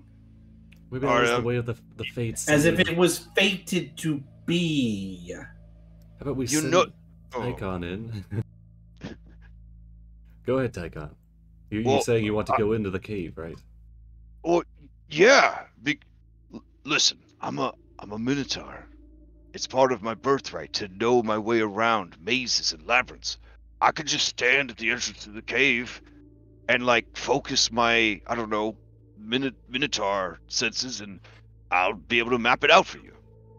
That's perfect. Don't think you could be fooled. I mean, let's. We'll all stand at the base. You go in maybe 30 or 40 feet. Focus your minotaur He said senses. the opening. He probably doesn't have to go in that far. Well, he needs to get a good read on the place, doesn't he? Well, are you a minotaur? Do you know how those senses work? I've got a vague idea. I mean, the deeper in it goes, the easier it is, you know. See? I'm just to be safe, a little about... bit. All right then. Tychon, you've been with us for a while. I don't want you to throw away your life. No, this is important. This is important to Andronicus. It's important to me. Exactly. Yeah. You're just the man to do it. Here. And then Nim will bardically inspire Tychon. Okay. All right. He starts heading towards the crack. He walks in, and just as he does, a cloud passes over the sun, casting everything into shadow. Everyone but Maya loses track of him. Maya, you see him walking deeper into the crevasse. Icon, don't go too far. Oh, hold on. I can hear voices. Don't follow them. There's more inside here. There's a river, and there's a passage full of statues, and there's a pool and a door.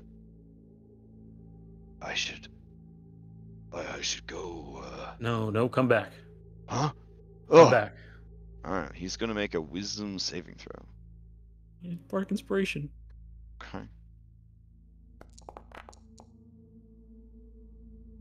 All right, what is your bardic inspiration die? 8. Roll it for me. Roll. Okay. It's your fault. You're the players. I roll enough dice. Oh, okay. 17. Okay. You know what? I will succeed at a cost if through if he needs it. You don't need to. He shakes his head and he turns around and he comes back. Hey, yeah, it goes way deep in there. Like, there's a hole. It opens up to like another area entirely. And I think to get to that northwestern one, we would have had to go through there anyways. So you're saying this cave just leads up out to the... No. Do you mind? And he takes the very stinky clipboard because Yorgos stole it from Chandras and got it all stinky. So Chandras gave it to you guys because he didn't want it anymore. I cast prestidigitation on the clipboard. Okay, like Chandras wouldn't have thought of that. Come on. But yeah, it's a nice attempt. It's deeply in there. So it goes deeper in, and there's a passage like that, but it also goes deeper in, and then there is an area with a pool and another cave, and then there's a river that's like running like inside as well, and the river apparently goes back out to the sea. They said they were. What the other cave look like? There was a big pool in front of it, and then it was just a normal cave. Was it like this entrance here, just a crack in the wall? No, it seemed a bit more deliberate. When we first spoke to the tree, it did say that the source was down below in the center of the mountain. And you specifically asked for the source, not for where the fates were. Mm-hmm. And what are You you just assumed the source of the corruption was coming from the fates. Yeah. What do your Minotaur senses tell you? Could you get a read on how deep that next cave goes? I think we should go check out that cave. It's closer to the other two. He's got a point. But there were people whispering to me. What'd They were say? Oh, brother, they were promising me all sorts of things. All the things I'd ever want. Seems like kind of like when we were rowing up, when we were getting onto the beachhead. That sort of feeling of promise and inquiry. You gotta watch out. It sounds like they might have been trying to manipulate you. Oh, yeah, but I didn't, listen to them. That's good. All right, then. Are we all in agreement? So we're going further down the mountainside, further down the path to the cave with the statue of the fates.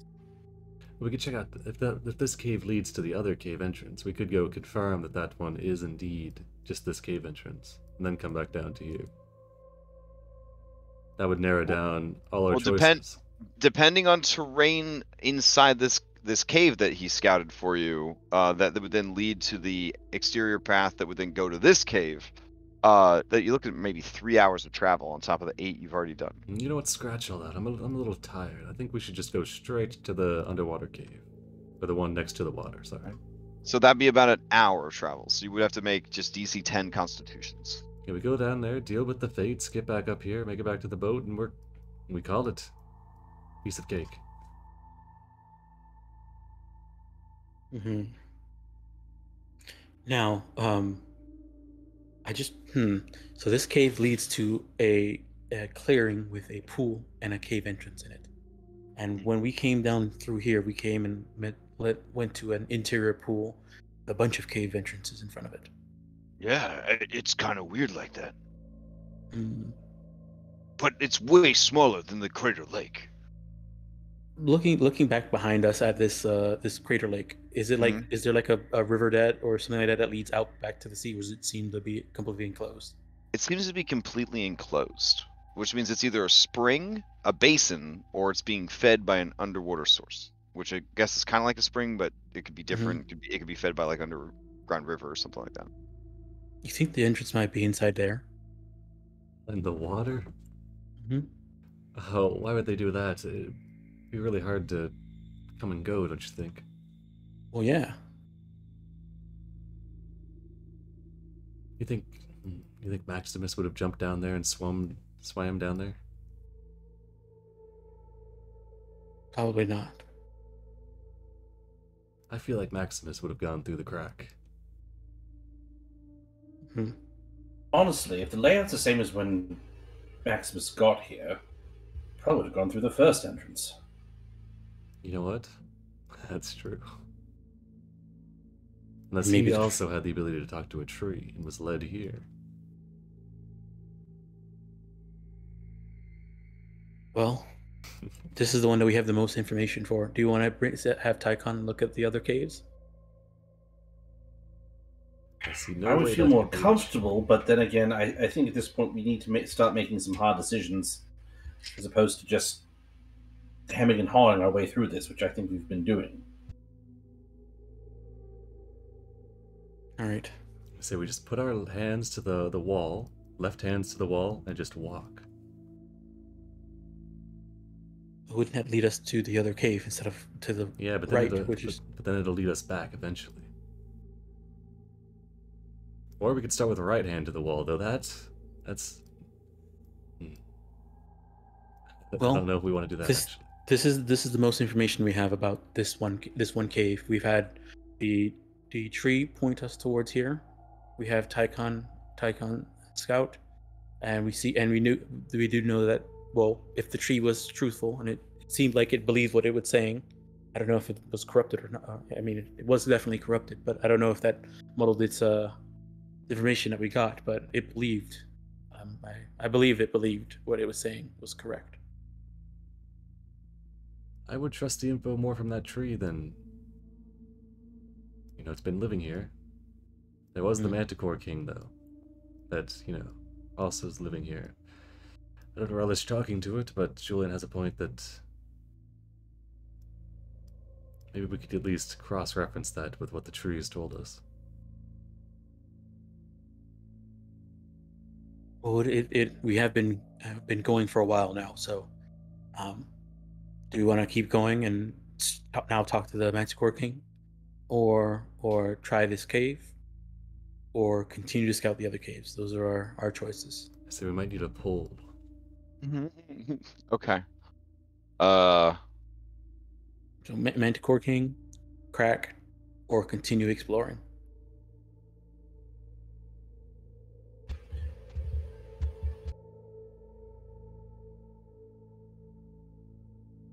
Your options are keep exploring, go inside the crack, or Manticore King.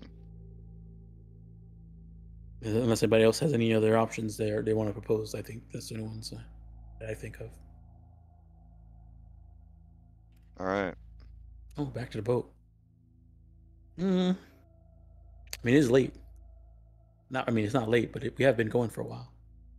Yeah, you are like 2 hours of walking and a 1 hour row back to the boat.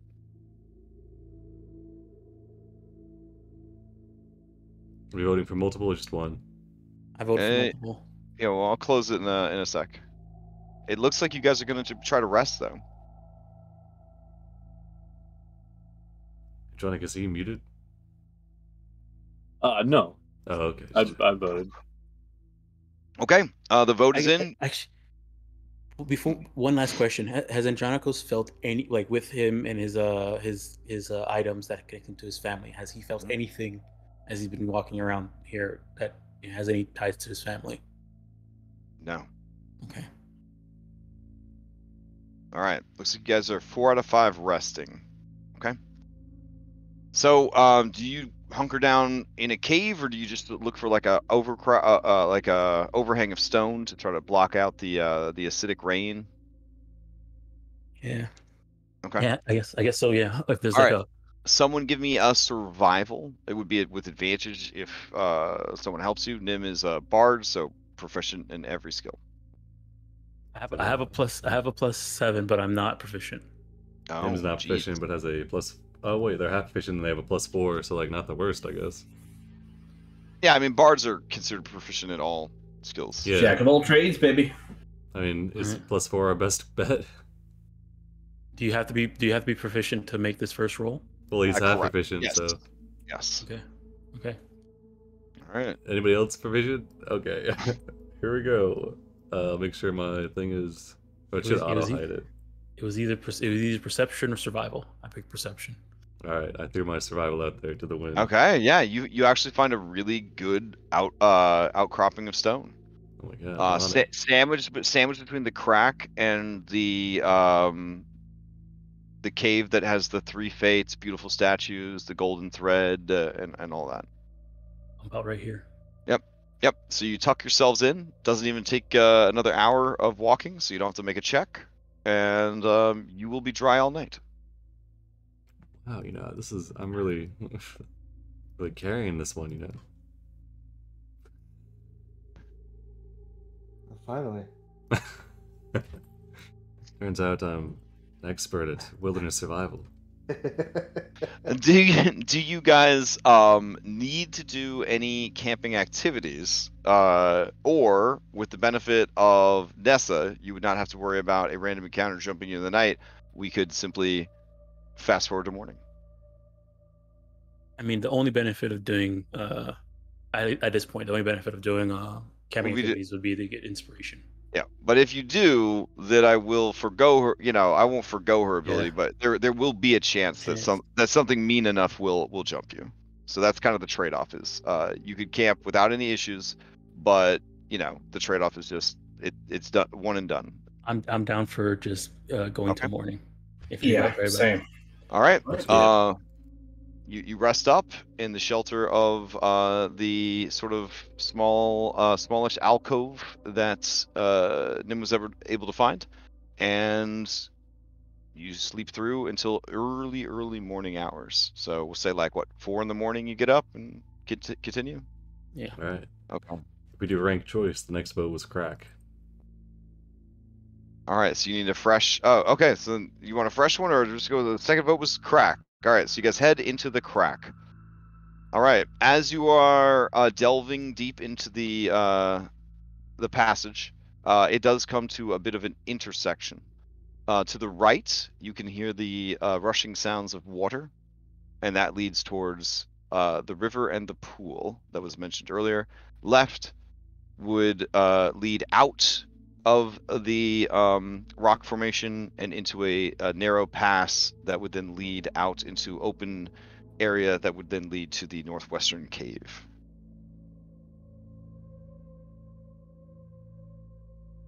Do you guys want to check the cave and then come back, or do you guys want to go ahead and go to the right?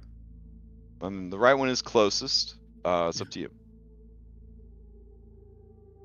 I think we should at least.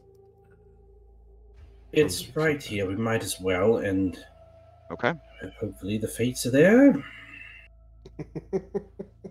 All right, I'll take you over. There. I'll take you over to the map for this area. For this combat. So it's got a battle map. We can't be on the wrong track. Well, but before we go, so with the upgrades I made to my armor, I have advantage on stealth checks, and if someone can make me invisible, that might allow me to sneak ahead a bit. Just a thought. You think you can stave off whatever horrors try to assail your mind? I don't know, but then again, we don't necessarily know what. Just a thought. That's good enough for me. And Nim will boop you and give you invisibility.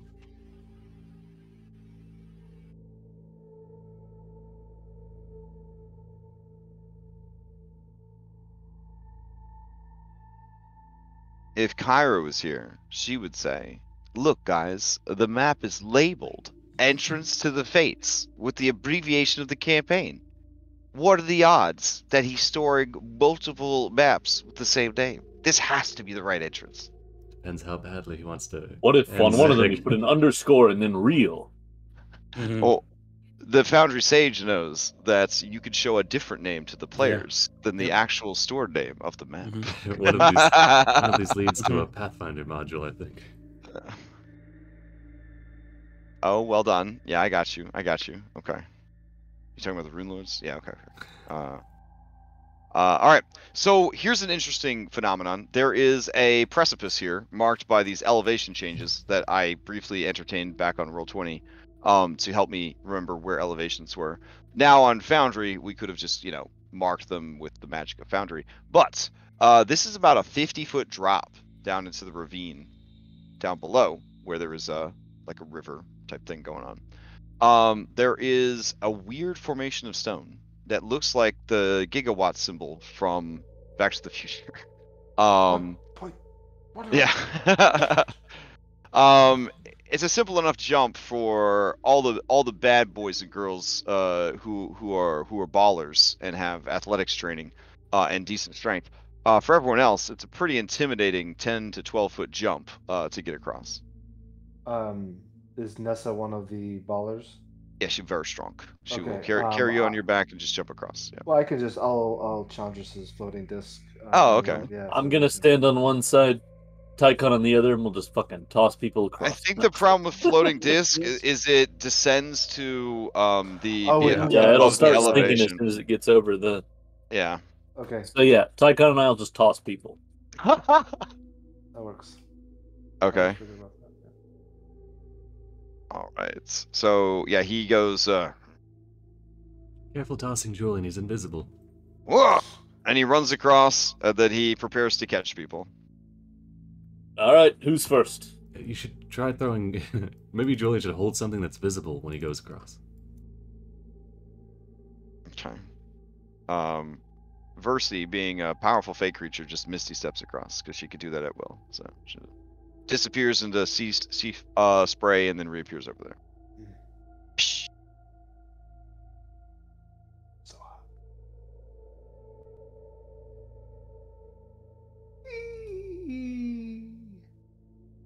All right, so from this pillar of stone in the center, you can see that there is a path. And on either side of the path are 4 statues. They definitely look like the statues from Shazam, which I'm going to be honest, I didn't think was a good movie. But not the ones from Black Adam? Ooh, I didn't see that one. Right. The faces of these robed figures are obscured by shadow. They seem to be holding in their hands what look like smaller versions of themselves, who in turn are holding smaller versions of themselves, who in turn are holding smaller versions of themselves. I feel this. You do see that this ledge leads over to sort of a waterfall area, so the water's coming from there. And you do see that there is a climb here that leads to a passage in the wall about 40 feet up. And even though the trees here, it's actually worth mentioning, the trees here actually do seem to be healthy compared to everywhere else you've been on the island. And you even see that there are lovely little forget-me-nots growing all over the place. Looking at like this, the rock formation, is there any like either like is this seem like something that can naturally form or something? Druid, level 9 druid. This is just a natural formation. Okay. Yep. As is this. This looks like obviously it was deliberately carved out. Okay. Yep. And I guess beyond, you would see a pool that looks like it is full of molten gold or very unhealthy urine. Or Sunny D, if you need a third option. Julian will Or pick the up a golden handful thread. of pebbles so that Oh, Andronicus can kind of see where he's at. I guess from here you would also see horrific abomination, Sivo. The what thing? Okay. Yeah, that thing. Oh my goodness. Yeah. You tell me there's a mirror? Nice. So you see a hunched over, vaguely feminine humanoid. It has arms as long as its legs. They are jointed in terrible places. Its hands are sort of somewhat tentacles, somewhat claws, somewhat hands. Its face is cracked open and is a bowl. And inside the bowl, you see the swirling mixture of eyeballs and star stuff. The liquid Nyx, pure nightmare. Is it weird that I'm turned on right now? Nah, we don't judge on the server. Okay, So. alright, cool. Okay. Cool. That was These Sivo, things by the are way. just. Nah, I'm not gonna go there. They seem to be scooping the golden liquid out and quote unquote drinking it by sort of pouring it into the basin of their face. Interesting. Okay. You report back. Does that golden liquid look similar to like the thread that was being woven on the other? Yes, and the blood of the treant that helped you. Okay. Nice. These things seem to no, be eating it. I don't say anything. Okay. I'm staring. Oh, you don't actually tell them what you see? Okay, so I I'm guess just, oh, okay. I mean, I think everyone can see the creatures, so yeah. I don't want to see him. I mean, okay, so you're gonna close your eyes as you're thrown across this Yep. ravine. Okay. Right. And I guess you would see even further beyond is an archway. Oh. With a really big skeleton.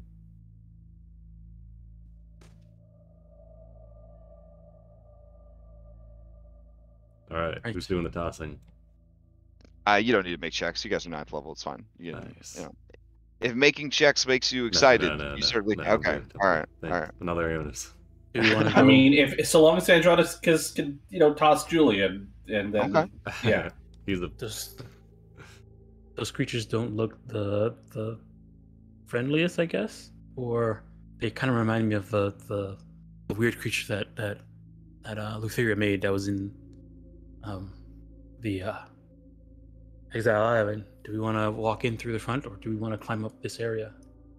I would have thought the same thing, but then we met that treant, and he really changed my perspective. He was fairly friendly, so much that he died to show us the passage. So maybe they are just suffering from some corruption and are actually fairly well adjusted. Can each of you give me a wisdom saving throw? Of course, because we're no longer next to Andronicus. Oh, what terrible timing. Oh, Maya, 30 is just not going to be enough. I'm sorry. No. Maya, you're fine. You hear your name being whispered, but your powerful iron will just kind of blocks the rest of it out. Sibo, you hear offers of great power and knowledge, but you can resist if you'd like. Julian, there are whispered promises of things that could make all of your efforts easier, could make people finally understand what you are trying to do.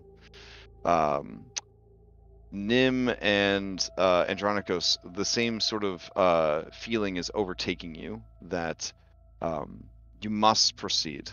You must go forward. What you seek is so close. Quickly, Andronicus, toss me. I toss Nim. Alright, Okay. now jump, I'll catch Wait. you. We should think about this a little. Wait. It makes a big show of catching you. Almost. Oh, okay, steady Thank there. you. Thank you. Hold on. Wait a second. I think, no, we need to go Don't- and talk to these creatures. Tygon, I think Julian, you need jump. to toss me. Yeah, he throws you across. Such a Watch bro. out. Those rocks are actually Julian. He's holding the rocks. And it's understood. We know. Just throwing it out there. Julian, it's blowing your fucking mind, but all 4 of these statues and all of the statues they seem to be infinitely holding are you. At the different parts of your life, the parts that were and the parts that will be. I need another wisdom saving throw.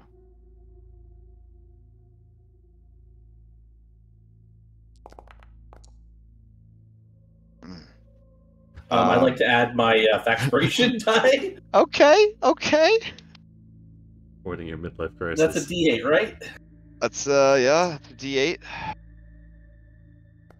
I think we're still on a D8. Are you a D10? Is it a D10 at level 9? I don't think I it's. think that's okay. 11. I don't think Okay. that's enough. Julian, you are now aware of at least 3 of the ways that you die. All Three possible ways I die. Yeah, and in all 3 of the scenarios where you die alone. There is no one to mourn you.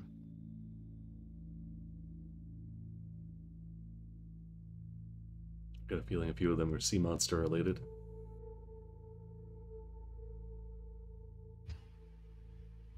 Okay, Julian's going to try and shake that off and think to himself, well, there's a lot of different ways I could be killed.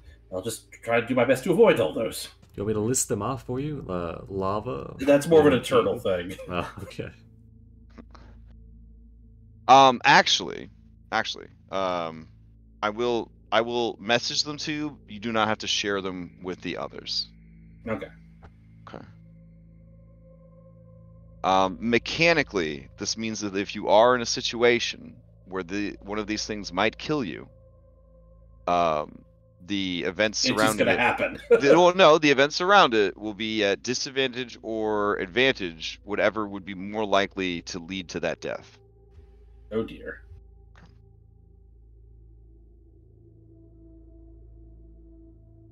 Yeah, this might be a good time to bless everyone as we quickly rush past these statues. What do you all think? How long? That only lasts a minute.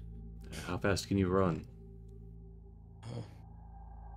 About 30 feet about 60 feet per 6 seconds. Looks about 6 seconds to get to that pool of liquid. I'll go ahead and cast it. We'll do a 3rd level bless. Well, I don't think. Can you target Julian on that? Since Well, wait, no. Yeah, that drops the straight out of like a horror movie, Julian would have just kind of been the first one to sort of wander in and look up at the statues and marvel at them. Those of you watching Julian look at the statues, you see, especially Maya with your amazing perception, that he is crying blood behind his mask.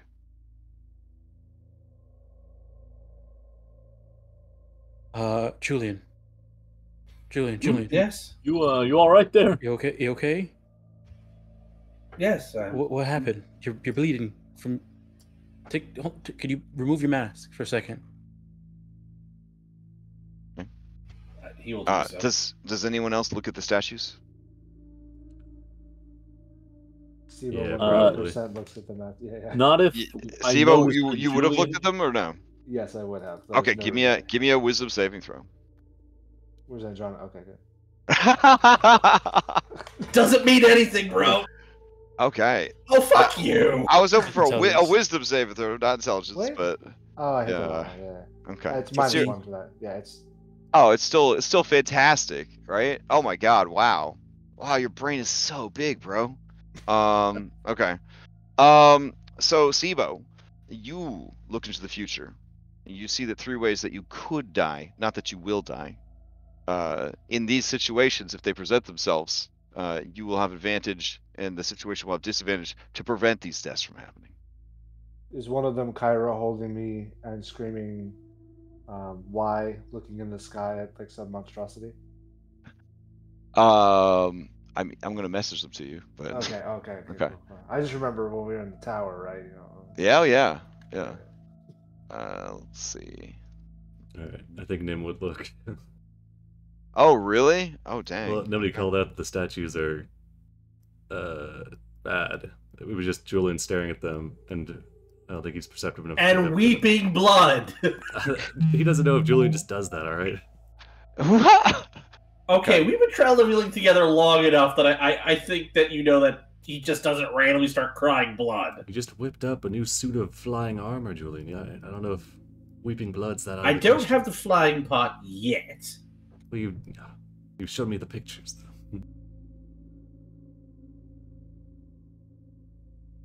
Anyways, I don't know what the big deal is. Hey, I sent them over, buddy. Okay, all right. Ooh, these are juicy. All right, Nim. So you rolled a wisdom saving throw there? Yes. Okay. Nim, as you look upon these statues, I need you to head into secret chat. Oh God. All right, should I mute the stream? Well, the others don't watch the stream, so it's all right. So as you look upon the statues, you see your mother in those moments before she sacrificed herself and placed the burden of divinity upon you. And even in that moment, as you accepted her gift, you knew that you would not have the courage to use this gift to fight. And even in that moment, as you stared at her, as you heard her plan, as you understood what she intended to do, you did nothing to stop her, but you deceived her.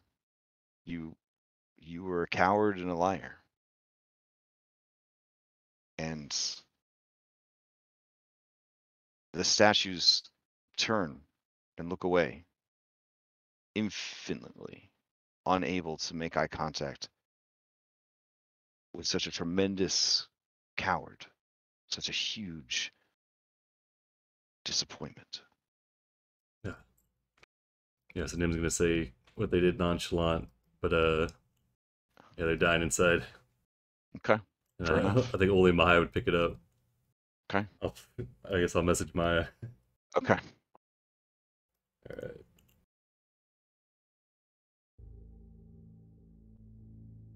Alright. You see that Nim is crying, but they're not tears of blood. Oh. They're mascara tears. Or mascara tears. What- A little what is- bit. what is 50-50. What is going on with everybody? Would you? Does anyone else look at these statues after seeing these reactions? No. Okay. No. All right. Then you, I guess, can proceed through. Sibo's just kind of like, yeah, that makes sense.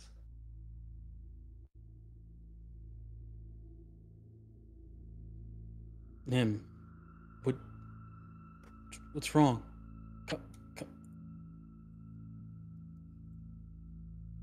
Nothing. We just need to keep going. And keep just trying to be better.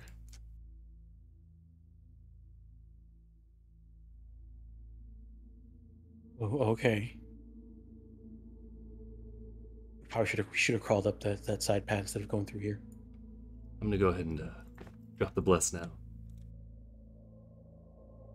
As you guys pass this spot right here, you see that the two creatures stop their slow and steady task of drinking from the pool, and they both turn their hollow basin-like faces towards you. The many eyes and stars that sparkle in the miasma of the Nyx stored inside that hollow stare at you. And with a slight rumble, a stone wall rises up, blocking this archway, concealing what you thought were stairs spiraling down into the earth.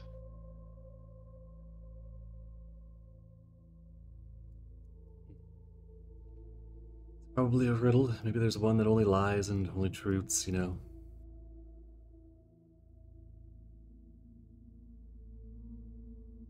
In your minds, you hear two voices, imperfectly overlapped onto each other. And the voices say, "Who has come?"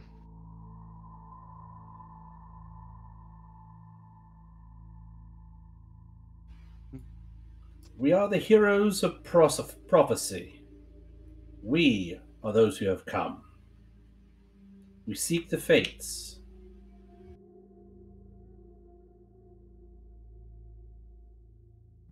You speak true. We are guardians. We cannot let you pass.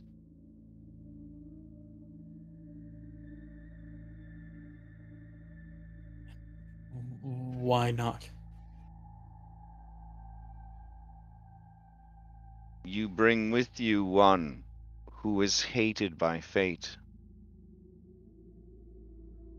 This insult will not be allowed to stand.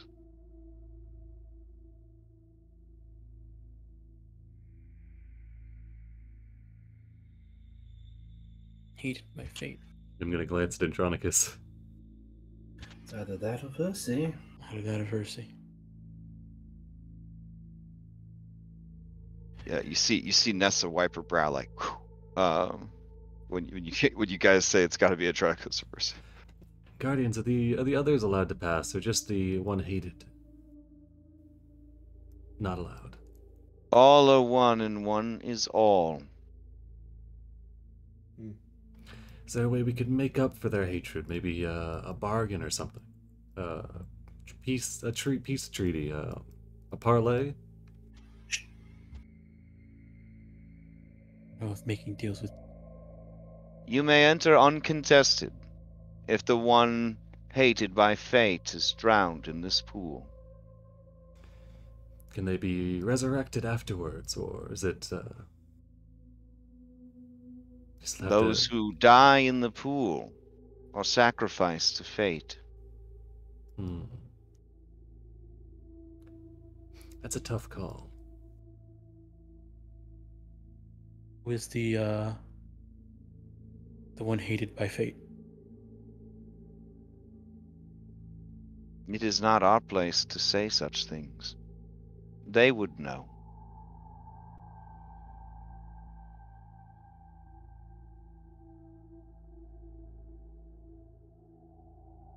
Well, I don't think Well, we're if going you- to be. I've got like a short list of people that probably aren't on good terms with fate. So I think rather than starting to drown half our member, we might have to deal with these two. Guardians, do you serve the fates, or are you merely here by happenstance? We exist to serve the fates, to guard and protect them, as they guard and protect the Great Mother. The Great Mother Thylea. It is known. Yes, it is known. What if we were to tell you that they have been corrupted, that they need to be replaced, that a new controller of the fates must be installed? This would be better for you. This would be better for the Great Mother.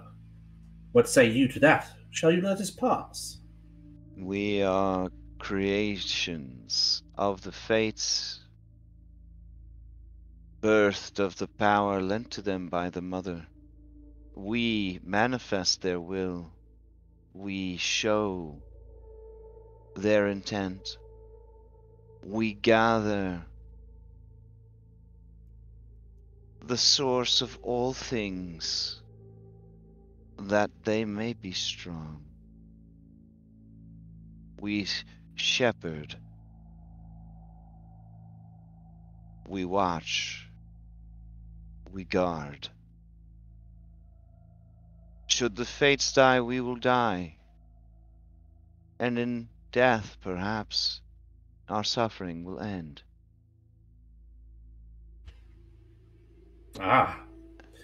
you suffer.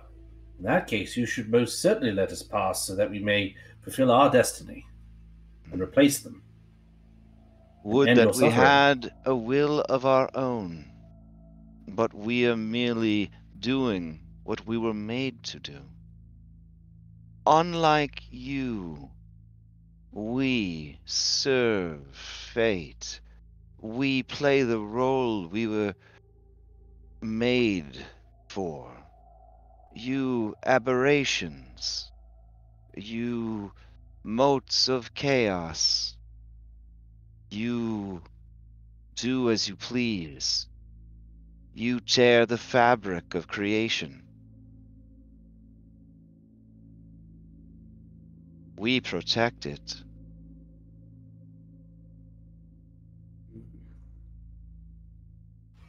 You protect corruption, and you protect the system that would see this world destroyed if Sidon had his will. Is that what this is fated to be? We do not know what is fated to be.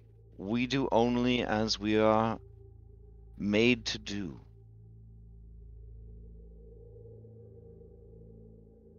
Come, come. Embrace me, child. You will not need to worry about anything any longer. Come, come to me. All of the burdens you carry will be set down. I feel like this might be a moment where if we end our suffering. Seems to be... I can't think of another way, to be honest.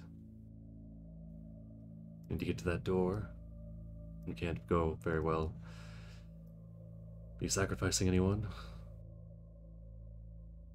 Not to mention they just refer to all of us as aberrations. So I don't think just one is going to cut it. Flana says, I just heard them call you an aberration. We'll put you at the front of the line if we do start the drownings, but I think...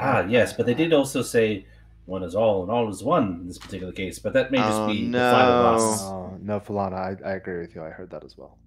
Oh, okay. Because Because I don't think I did anything wrong. I cheated on one test at Bard College once. I don't really. What? Well, I'm putting it out there now, so. I think as long as you were fated to cheat on that test, you're in the clear. Ooh, Oh, be good point. Good point. quiet. No. He's got a point. But we fated to fight these two things. I think we are. I'm gonna stand over here. Let's get it going. You know what, actually? I'll stand next to you. Come, children, come. Drink. Come, embrace me. So that you may kill us. No. I promise a solution better than death. Not even Lutheria will have you. You will be safe. I don't exactly call obliteration safe. But you understand the intent. That is good. It will make it easier. I understand, but if I am such a aberrant creature of chaos, as you refer to it, I think you know full well how this is going to go. I do not care one way or the other. I find this strange that you are creatures that have been imbued with such self-awareness. Can't you not expand upon your mental horizons? Break free of this control. Make decisions for yourself. Embrace the chaos, if you will. You're asking them to... There is no self. There is only purpose. We will show you.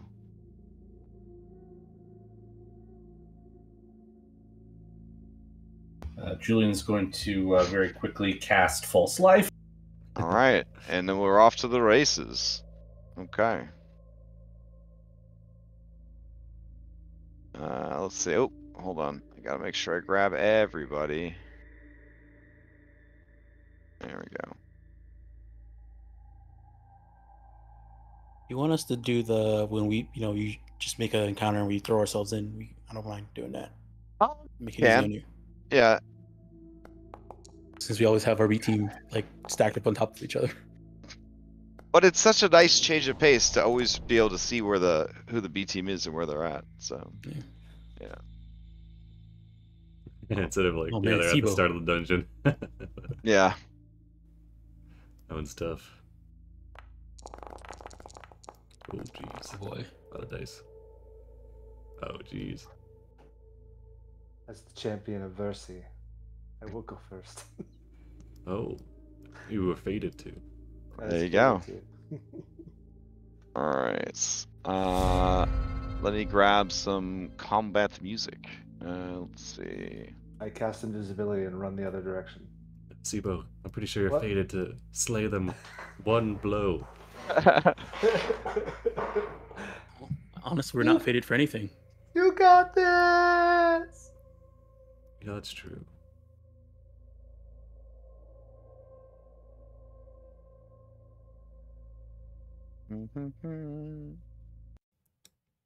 I think we want to stay clear of the puddle that erases you.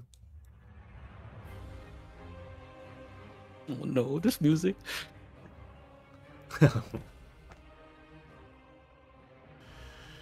Okay. Sibo, you have won the initiative. All right. Well, I figure we can get things off on a quick start. Okay. I'm going to cast Bar Step. All right.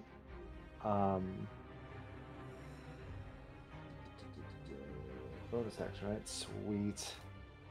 I will hop up here. This is 25. Yeah, how high are these up here? Oh my goodness, is that a 5th level nonstop teleport? Yes. Is that a Valda's? That's a normal. That's a normal. Yeah. Oh, that's fantastic. Okay. I love teleport magic. How high are these up here? That's a great question. Let's see. That one is 20 feet high. And all right, I'm gonna do that. All right, Yes, that one is 30 feet high. Can I throw Pythagorean on this one? Is that okay? Sure, yeah. Let's just move it along. Move it along. Okay, sweet. All right, and I'm gonna ready my Eldritch Blast to attack Descriptive Woe Okay. after Andronicus attacks. Okay. And I'll pass the Joke's on you. Now I'm not going to attack, so you waste your turn. Oh. Damn. Damn. All right, who are you passing to? I'll pass to Nim. All right, Nim. All right. Good guy. All right, we're gonna run to Doot, and then to over here. All right. So then we'll do a 3rd level bless to get everybody in it.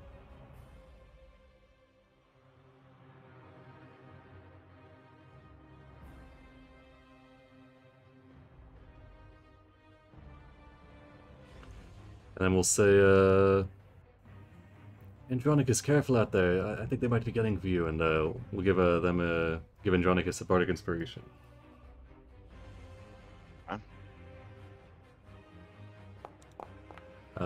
Yeah. And then they'll pass to Maya.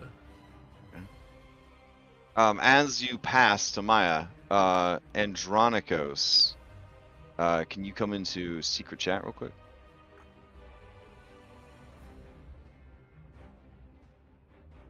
Yeah, I just majorly death flagged him there. I shouldn't have done Okay. that.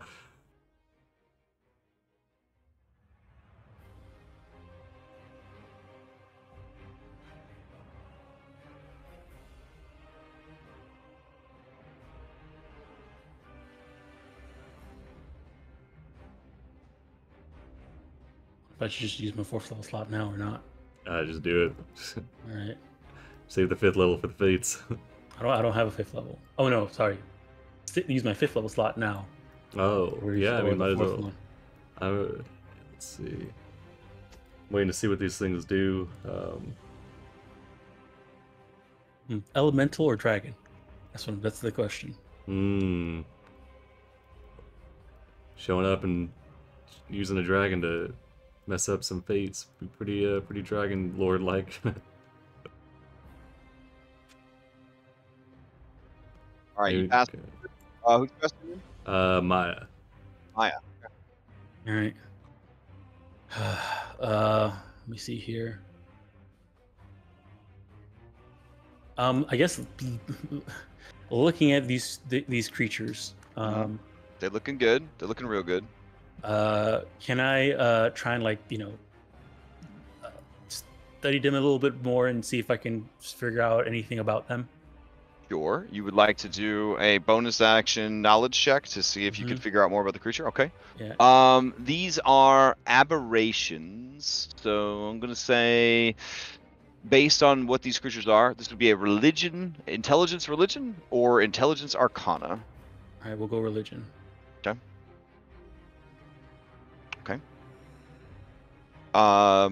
You are unsure what these creatures are. Okay. All right. If you play Magic the Gathering, you know that they like goats, but that's about it. Okay. I guess we'll. I mean, we have fates after this, so I don't know how hard I should go, but we'll see what happens. We'll go ahead and I'll try out this new spell and go ahead and summon a Draconic Spirit. Ooh, okay. All right. And I'm gonna pick. These things are all starry and stuff like that, so I'll go with Gem. Okay.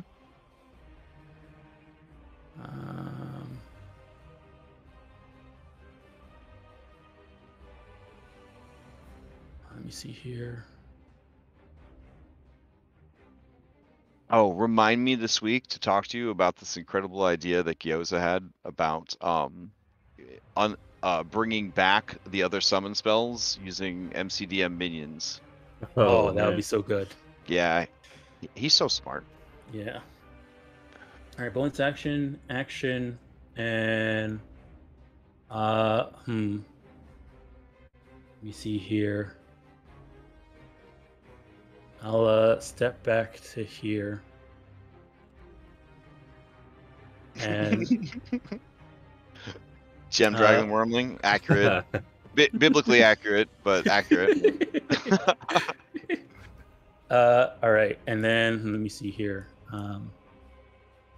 Use Gem. Okay.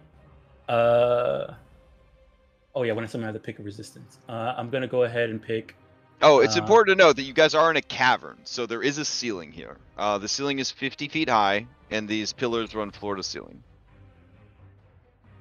The resistance I'm going to go ahead and pick is I don't think you have to pick them with the spell, actually. Well, no, it has all of them. I have to pick one. Yeah. Oh, dang. I'm gonna go ahead. Necrotic? I mean, I'm thinking psychic, but yeah, that's a lot a of good call, whispers. too. Yeah, a lot of whispers. yeah. So I'm gonna go ahead and go with psychic. Okay. All right, so that's the resistance I have now, and then I'll have it. Ooh, bad news. I'm so sad for you. This is where you summon the creature? Yeah. Okay. You cast a spell, you summon the creature does not appear there. You know that the spell is active, but for some reason you cannot call the creature there. Okay. You may pin the tail. You can pin the tail on the donkey, pick a different place. Okay. I guess I'll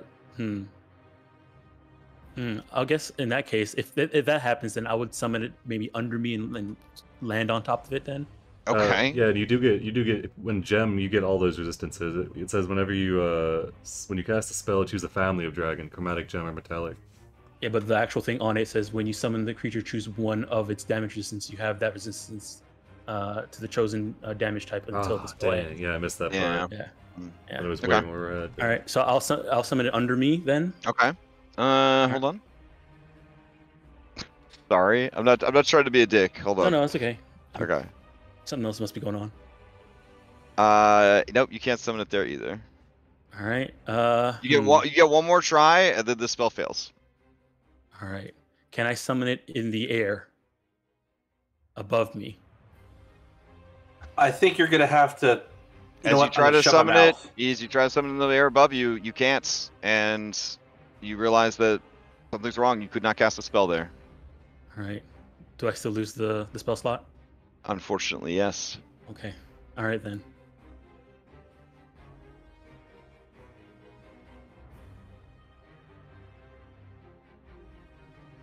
All right, and then I just go ahead and take a step back then. Okay. All right, and I'll go ahead and pass to Julian. Okay.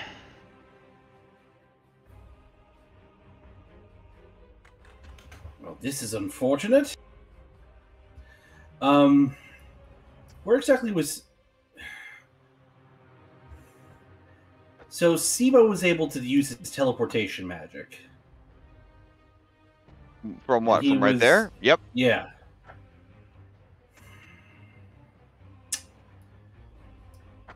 Maybe it was a summon, maybe it wasn't.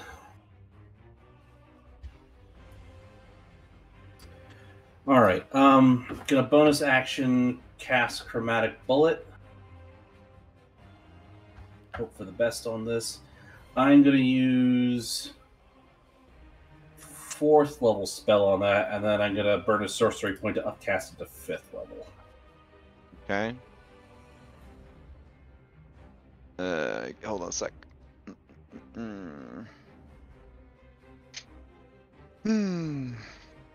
Check something. And now you're about to tell me I can't cast that one. What? Don't say that. That was very convincing. No, you're fine. All right.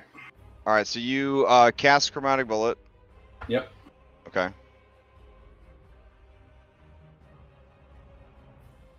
Upcast at 1 level using a spell point, and I'm shooting at the one on the left. Okay. And I'm gonna do lightning damage. Ooh, the one on the left. Yeah. Does a 15 hit? Yeah. No. Can I succeed at a cost? Let's see. I'm giving it a little bit of partial cover because it is behind a pillar. Do you have something to mitigate cover? Because you are shooting at a creature behind a 50-foot high, 10-foot wide pillar. I don't have any special abilities. Okay. So let's see. That bumps this instant. So no, you could not succeed at a cost. Telemakos? Can I succeed at a telecost? Oh. Fucking A, dude. Yeah, you can. Okay. Shit, I hope like the Before- layer action of the Island of the Fates isn't that Crass gets to choose what the effect of the cost is. Because that's a pump out another. That's 35. That's a damage good one. Total. That's a good one. A lot of That's shit a I good can one. roll all Yeah, this you again. roll the damage. Yeah, fuck it. I already said it, so I'm committed. Okay. So All right, here we go. First one. True damage equal 25% of your max hit points. Second one, targeted. Until the end of your next turn, all enemies in play have advantage on attacks against you. Any attacks that hit and deal damage to you, deal extra damage equal to your proficiency bonus. Which would be, I think, 4 at this point. Yep. So on this side? Yep. Yeah. Okay. So, you blast through the pillar. And this extra damage is also lightning damage? yeah, Okay. You gotta remember to reroll. yeah, I got to reroll. Okay. So I'll just cast it again. Yeah, so give me freshy damage. The 2d6 is from your gun, yes? Yeah. Okay. But the way the Oh spell my God. works is that, God damn it, is I could change the type of damage Mm-hmm. for all of it. Oh, for all of it. Okay. So Wait, that looks weird. what? You gotta That looks roll weird. 4 more The d4. first one was 8d4, and the second one was 2d4. Okay, I'm gonna save you some rolling time. You give it everything you got. You charge that shit up with your divine blood. It Yeah. blows. It blows through the side of the spiller, and it pegs this creature for 8 normal piercing damage. All of the magic in the surrounding the bullet is stripped away as it approaches the creature. The creature is a mobile anti-magic zone. Oh my gosh. Does that make This more one sense? Does that make more or sense, Maya? Both of them? Yeah, yeah. Or just Yeah. this one? Well, that Or means two that both? does that mean that we have bless on us? It's For now. it's mobile. If you move into it, the bless will strip away. Okay. Yeah. Oh, Julian, I see. yeah. It's because Julian, it took up Julian these is 4 smart. spaces and not these 4. Dang it. Right. That's I was asking you. I was like, put it wherever you want. You were just outside, so you were able to cast it, and then yeah. So I would say if you guys are okay with it being, do you guys want to see the auras so you can plan around them, or would you prefer to have to not know and me I just think keep I saying, personally would gotcha? say not no. Oh, not know? Okay, all right. I mean, Agreed. Yeah. Unless we, that's the thing though. It's like All right, fair enough. Let's do it then. Yeah. Okay. Man, you guys are so, I admire you so much. All right. It's gonna steal since it was damaged. Is there anything else you're gonna do on your turn, Julian? yes, I'm going to back up and say these things resist magic. That's not good. It didn't look like resist to me. As you are backing up, the B team says, so something's happening with the statues, and the statues are in fact moving, and the infinite hoods of the statues are all glowing with prismatic light.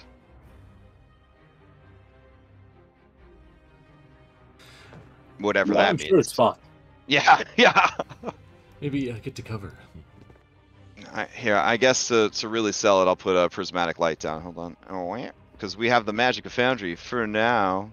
Okay, you So, quick really want to question: get to cover. the true damage part that's just like just 25% of my max HP gone, right? It doesn't touch temporary HP; it's straight to the point. Is that how that works? It would, True is like just true damage that can't be prevented in any way. So okay. if you have the temp HP, it will eat that first. Yeah. Okay. Thank you. Yeah, the true just means that it is what it is. Like there's no way to get rid of it. In Pathfinder, I think they call something like it the flat is the word they use to describe things that you can't affect. Another thing to keep in mind is that it's your maximum HP, not what your HP plus temp HP is right now. Right. So. Yeah, it's your normal max HP. So. Okay. Oh, that's not so bad then. All right, Sibo, can you hop into secret chat? Yes. Okay.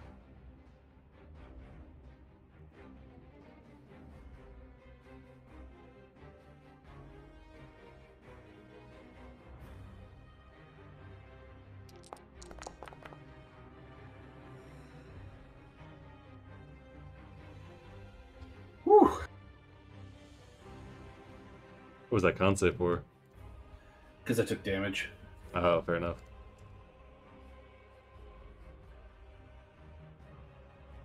How much is your 25%?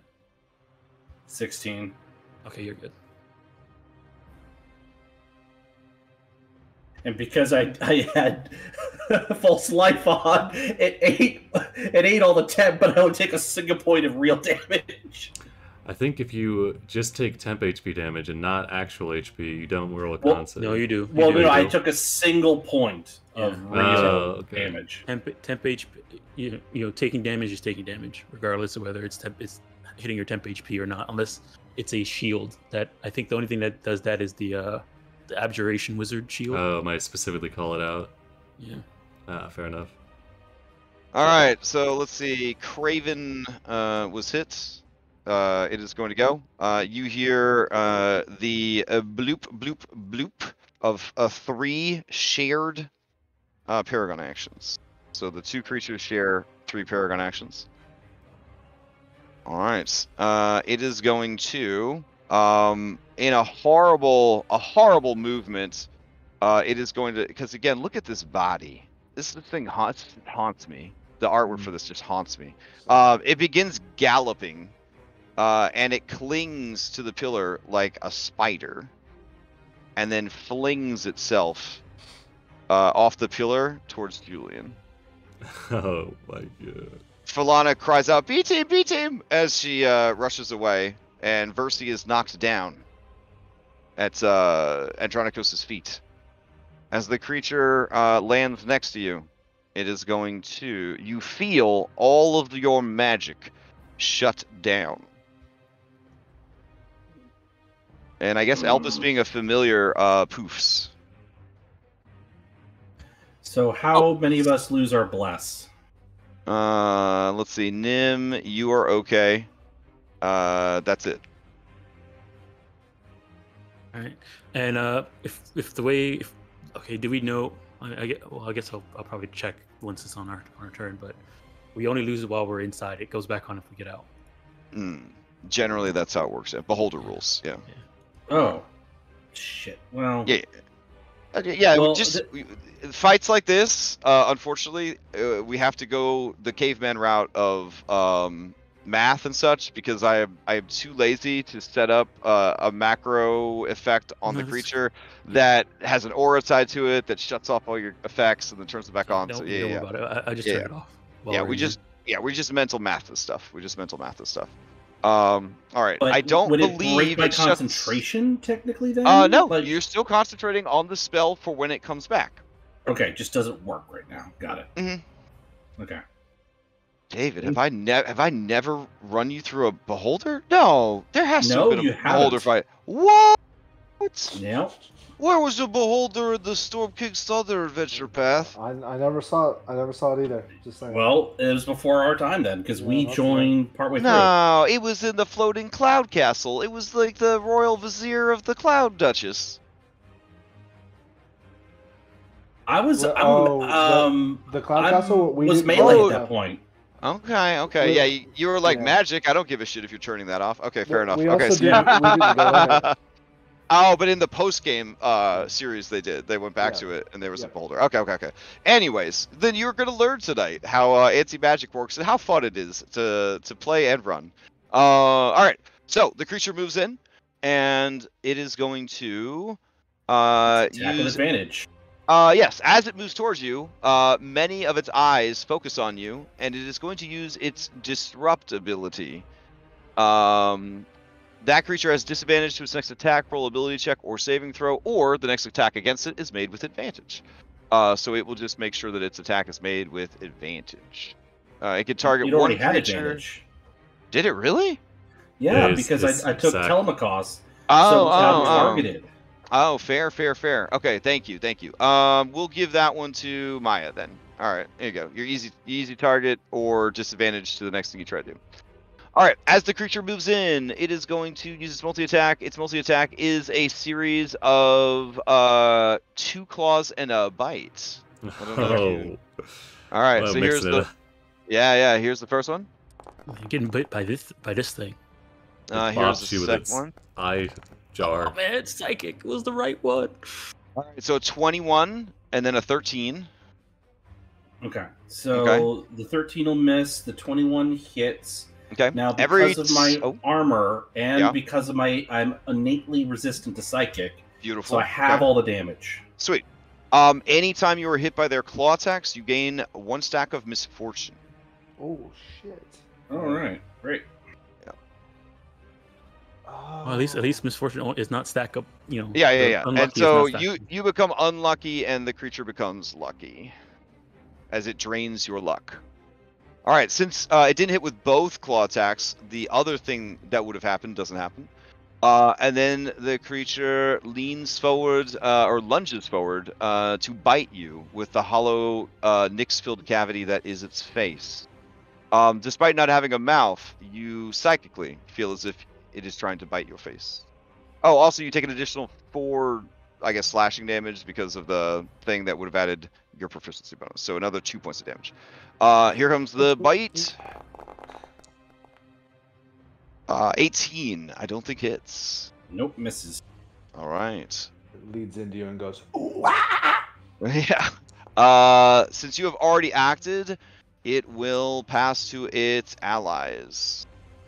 All right. It is going to start passing to all of these giant skeletons that you see everywhere. What?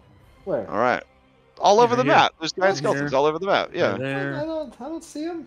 Yeah. Okay. So, what's horrible is instead of animating as skeletons, the bones begin to dislocate and reform themselves until what you were looking at is more serpentine than humanoid. Oh God! All right. That one's name is Ponzi. And they start. He's a bit of a schemer, that one. And they start slithering into action. They do seem to have sort of an innate spider climbing ability as they seamlessly just start slithering up onto the wall. That's great. No problem. Let's see. This one right here animates and begins slithering towards the party. It will stop here. There we go. Well, I don't know why my shit keeps lighting itself on fire. Maybe I did try to set up an aura around these things. I prepped this a long time ago. Let me see. No, I guess not. All right. Is one of your macro buttons the fire button? Maybe. No, I don't have a fire button set today. I don't think so. That's fine. I'll just keep turning it off. Okay. So I'm assuming that the Strider's magical aura does not affect these specially assembled creatures. Correct, yes. This is almost like you have come to the Isle of the Fates, and they get to make their own rules because they're in charge of the universe. Well, actually, if you think about by raw, undead aren't affected by anti-magic field or anything like that, because it's magic to make them, but not magic to keep them whole. Thank you, Jeremy Crawford. So it sounded way more intimidating when I said it about their, them being the Fates and all that. But you're also correct. All right. All right, it's gonna move over to here with a dash. It will pass to this one up here. It will slither up and around and over and start climbing up towards this cutie up on the rock. And let's see. You're not actually. There we go. Okay. So as this snake gets ready to pass to this Woe Strider, this Woe Strider over here will go ahead and try and bite Julian again with one of its 3 paragons. It's just the bites coming at you. I guess with advantage because of the sack. So a 24, 15 piercing, 9 psychic. All right. Also, any creature damaged by this attack, the mana draining bite, loses its highest level spell slots. God damn it! And any magical items carried that contain charges have all of those charges drained. Do you have any magical items with charges? Yes. Oh my God! Is my wand about to die? God damn it! Well, I mean, with that attitude, but yeah, all the charges of the whatever you're carrying are drained, and then I need a tax report on how many charges were drained, and what level spell slot was lost. All 7 and level 4. Okay, so that gains 11 temp HP. All right. So when you warned us that we probably could come back to this later, this is just part of that warning. I mean, this is a sandbox campaign. You can always come back to ares later. Yes. Okay. We go back to the boat and Sibo says, "What if it starts?" You've gone to the island of the Golden Heart 3 times. So yes, this you is can just definitely. Sibo explaining the potential fight we could have. We're actually still on the boat. Oh. So the camera cuts back to the ship, and Sibo's holding like his meticulously hand painted miniatures. Yes. And he's just like, and it could go down like that. And this one steals magic. And that's why I actually want to go save my dad. Yeah, yes. See, Okay. See, but what are the chances of that? Let's get on the dinghy. We're already here. Yeah. Okay. So. Yeah. So that is that. This one's going to activate. Yeah. It is going. It is going to start moving towards. You know what? I think it would actually want Sibo. Sibo's a prime candidate. The fuck? Well, versus on the B. Versus on the B team. You're the best thing they got. I mean, Sibo, do you want Verse to come off the B team for this fight? Oh no, I'm just worried about I don't know what to do if I don't have magic. Oh. Yeah, that's gonna be rough. Yeah. Okay. I Alright, got so I got one trick. So the creature moves with an eerie swiftness and gallops straight up the cliff wall at you. However, given that it did have to raise its elevation as well to reach you, it has to dash. So, all right. So we'll leave it right there since it dashed. Okay. Let's see. They will pass to Andronikos. As they pass to Andronikos, the Craven Woestrider will try again to bite Julian. Here we go. Actually, Crash, I think it technically gets 2 more points because I didn't factor in Oh, my yeah, Blood yeah, yeah. Vial or my intimidation boost from the armor. Oh shit! So how much? 2 more hit points? Okay. Yeah. All right. You have a 20 coming at you for 11 piercing. I 15 can't shield it, so... All right, it drains your highest level spell slot. There goes a 3. Okay, it will keep its 13. It doesn't want the 3. All right. Play passes to Andronikos. Nim, this creature is 30 feet up, so you are fine. All right. Nim, can you hop into secret chat real quick? Yeah. All right, you hear that same voice that is 2 voices, but 1 voice, and it says, child, listen. You do not need to be afraid anymore. You do not need to fear your power. You do not need to fear your past.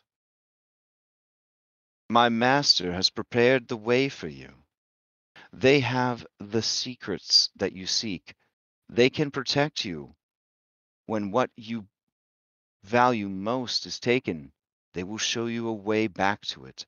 They will show you a way to true divinity, that you might be with your mother whenever you please, that you might never lose your great gifts. All that they require is to drown the oracle in that pool. All right. I mean, that sounds pretty reasonable. Is this a wisdom save or? No, this is 100% your choice. Oh. And I feel that you play this character well enough that I will respect whatever decision you make. Jeez. Okay. The oracle in the pool for everything that Nim wants. Yep. Okay. Got it. All right. All right. Just out of curiosity, is Bardic Inspiration considered a magical effect? I believe it is a supernatural effect, so it should be fine. First thing I'm going to do is I'm going to help Versi up. Okay. And while I'm doing that, I'm going to whisper to her, thereafter, you get to the back. Okay. And then I'm going to be really annoyed that if I move closer, my fucking magic items don't work. This one over here by Sibo, is it still like close to the ground, or is it too far up to hit from the ground? Yeah, my bad. This one we'll say is 20 feet up. And then this one is up there with Sibo. It's 30 feet up.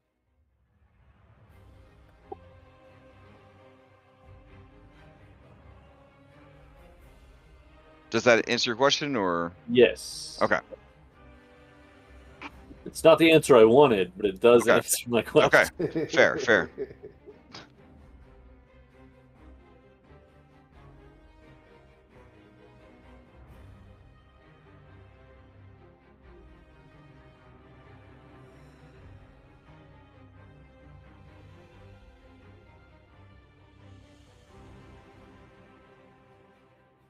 I'm gonna move over here and attack the reckless schemer. Okay. She's gonna run after you, going this way. I'm going to attack the full cutlass, but it'll be 2 less because it's magical. Fair enough. Beautiful. All right. It dies. Excellent. It just kind of shatters. You hear a xylophone sound, and then the bones fall to the ground.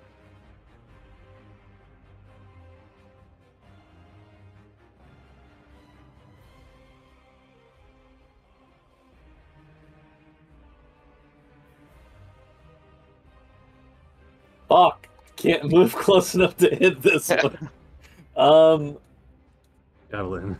I restocked on javelins when we were on the ship. I've got them all on here, so I'll move to here and then I'll throw a javelin at the Craven. Did you or did Yorgos have to remind you? Be I honest. actually have them. Full. Okay. Don't worry, there's 75 here that Orin left. They've got your name on them.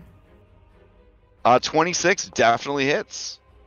Hey, and I'm able to recover that one. Okay. Not yet, but I will. All right. And that's real damage. That's damage you worked hard for. There you go. Keep in mind you do.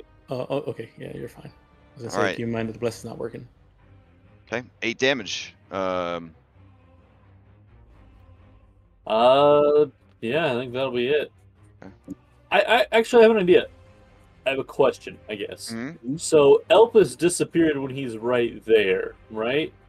Can I resummon him, like, over there? As long as your action economy supports it. What is the action economy to resummon your familiar? I think it's an action. Yeah, I think you're right. Okay. I think it's a bonus action to call it to the Pokeball, but an action to bring it out. Yeah, I think that's right. Yeah. I wasn't sure whether he was suppressed, so if I just go over there, then because he's suppressed, he can't go over there. Is the problem. Okay. You know so I'd have to bonus action. I'd have to pop him back in, even though we suppress, and then pop him back out of it. Okay. Yeah.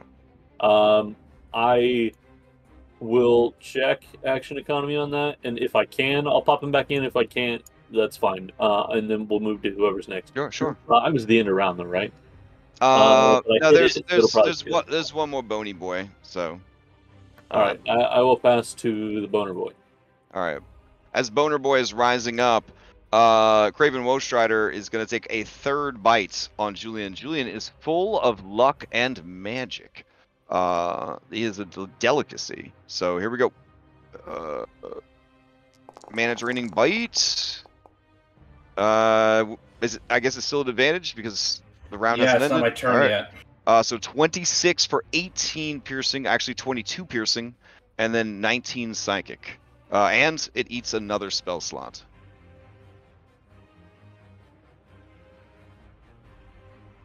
On the plus side, it probably got all the temp HP it could from Oh yeah, but then I got hit a little bit.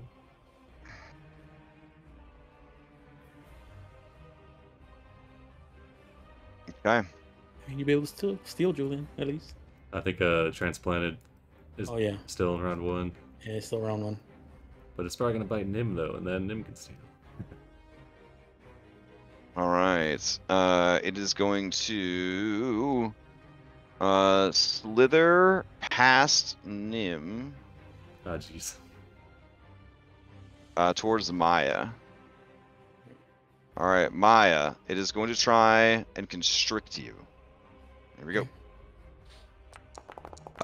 It's just a normal attack. 17. All right, misses. All right. As its turn ends, its bosses are out of paragons, so it's definitely going to pass to its bosses, so they could refill that tank. All right, I'm gonna use a inspiration to steal. Okay. Maya steals.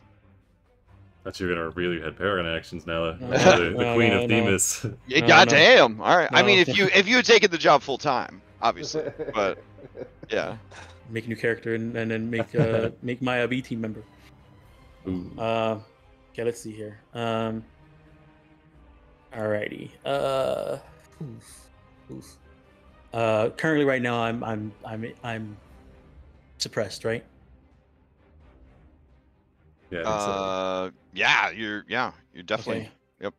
Okay. let's see here. The latest thing has more range than 5 feet. Absolutely. Yes, it's Okay, a big ass snake. All right, I'm gonna step over to here, and I'm gonna feed Julian a potion. Oh! Were you doing that because you wanted to make sure you didn't get hit? Yeah. Oh, yeah. The creature has mixed attacks, so one of them is longer range, and one of them shorter range. So it would definitely try to constrict you if you moved away from it. Okay. Yeah, you just got attacked with the constrict, so you would have been able to see it has a 5-foot reach. Okay. Yep. It doing that body lasso, like that. Yeah. All right. Let me see here. I do appreciate that, like the finger bones make like sort of a spider mandible situation up in the face area. Yeah, but then the rib cage makes like a cobra hood. So cool. Yeah. Yeah. There's not much else I can do. I mean, you got to do something. Yeah. You got that +1 sling. Well, now it's just a sling. It's just a regular sling now. It's not +1 anymore. It's still really nice though. It's like gold filigree.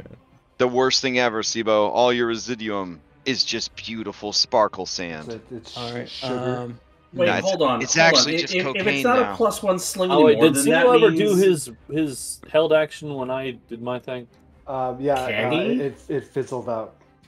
Yeah. Okay. And if Maya's +1 sling doesn't work, wouldn't that technically mean that my +1 shield is no longer effective and my armor is no longer resistant? Yes. Yeah. Everything magical would. Yeah. Then I'm dead. Oh, like I've dead? been dead. Like Well, dead? I don't know about dead, but I have to reevaluate the math because I was having it because I wasn't told those things didn't And I necessarily wasn't even work. thinking about it. I don't. Yeah. No, I don't want to go back and do it. So we'll just put you at 1 failed death save on the grounds. It'll be nice. Nice stress for Maya. So one hit on Julie, he's dead. Okay, my armor itself is magical. Does it just like slough off? Oh, good point. Yeah. It would just Or would it just harden into place? Oh yeah, no. I don't know. Either I can't move or I'm naked. Yeah, you're naked. Yep. Okay. Yep. Good point. Man, I love these anti-magic fights. Woo, baby. Good times. But yeah, all of that is true. You guys are all correct. But you know what doesn't get affected? Nim's Bardic Inspiration. Because that's for the power of friendship. My spell focus, the just gotta look for the legendary overlining. become less magical. Does your what get? What? Does my spell focus, which is the shard of the legendary plate, become less magical? Yes, but no less legendary. Okay, perfect. Oh, also, your paladin aura does work in anti-magic because I don't know why, but it is on the list of things that are okay in anti-magic. All right. In that case, then, like bullshit. But that's actually bullshit in our favor. So I will. Yep. Not contest it. With Julian down, and we need I'll go ahead and take the opportunity attack. Oh, Maya, you'll love this. Do you know what druid feature is affected by?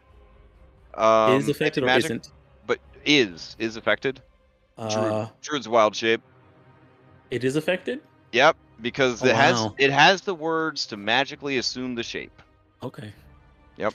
All right. Also, you want to know who really gets fucked, and this is because they're the most powerful class in D&D. A monk's timeless body shuts off. Oh wow! Oh no! That's stupid. What? You're like 200 years I can old. still use my aura, but I'm monk. Also, you know what else happens to the monk? They can't use ki because it's magical energy. Oh my god! God, that would be so awful. That seems like extra dumb to me. But hey man, I'm trying to shift my brain to be extra dumb for Pathfinder 2. I gotta do what I gotta do. All right. So anyway, all right. Yeah, I'm gonna take the opportunity to try and get the closest. All right, it's gonna try to grab you. Keep in mind what your armor class would be without any magical bonuses. All right, here we go. Yeah. Armor class. My armor doesn't have any pluses. It's gonna try and hug you. 19. 19 just hits. Oh no. Okay, then 14 damage, 14 bludgeoning damage, and you are restrained. All right. So I would be restrained here. Okay. All right. Okay. What I'll do is Can I toss the potion to Andronicos for him to catch? That would certainly not be an item interaction. It would be your action to toss it. Andronicos would need to use his reaction to catch it. I got bad news for potions. I'm okay with that. Magic potions are probably inert too. Right? Correct. Yep, they are magical. It provides magical healing, but it would be a delicious and refreshing drink. Okay. All right, and That's not true. They taste like garbage. We went over this. I'm trying to make it better. It's like a Red Bull. all right. In that case, then,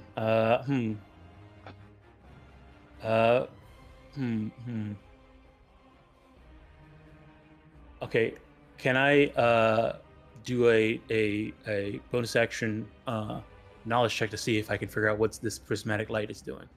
Sure. This would be an Arcana check. I can't use religion. Nope. All right. All right. We'll just go for it. Oh. Put -1 on that. Oh. Okay. Man, it's some kind of magical wall made of rainbows, but Okay. you didn't roll high enough to know exactly what that does. All right. Let me see here. Let me first take this 14 first. and Your then- gut instinct, bad, very Okay. bad. Yeah, All right. Can I use my action to get out of this restraint? absolutely. Yep. The DC to escape is let me check. Oh, it's exceedingly easy. A 14. Athletics or strength check? It's athletics or acrobatics to escape. Okay, I'll use acrobatics. Okay. All right. Also -1 to that too. So. Oof. Okay. All right. So yeah, I'm stuck. All right. I'll pass to Andronicos. Andronicos. I am naked. Mm-hmm.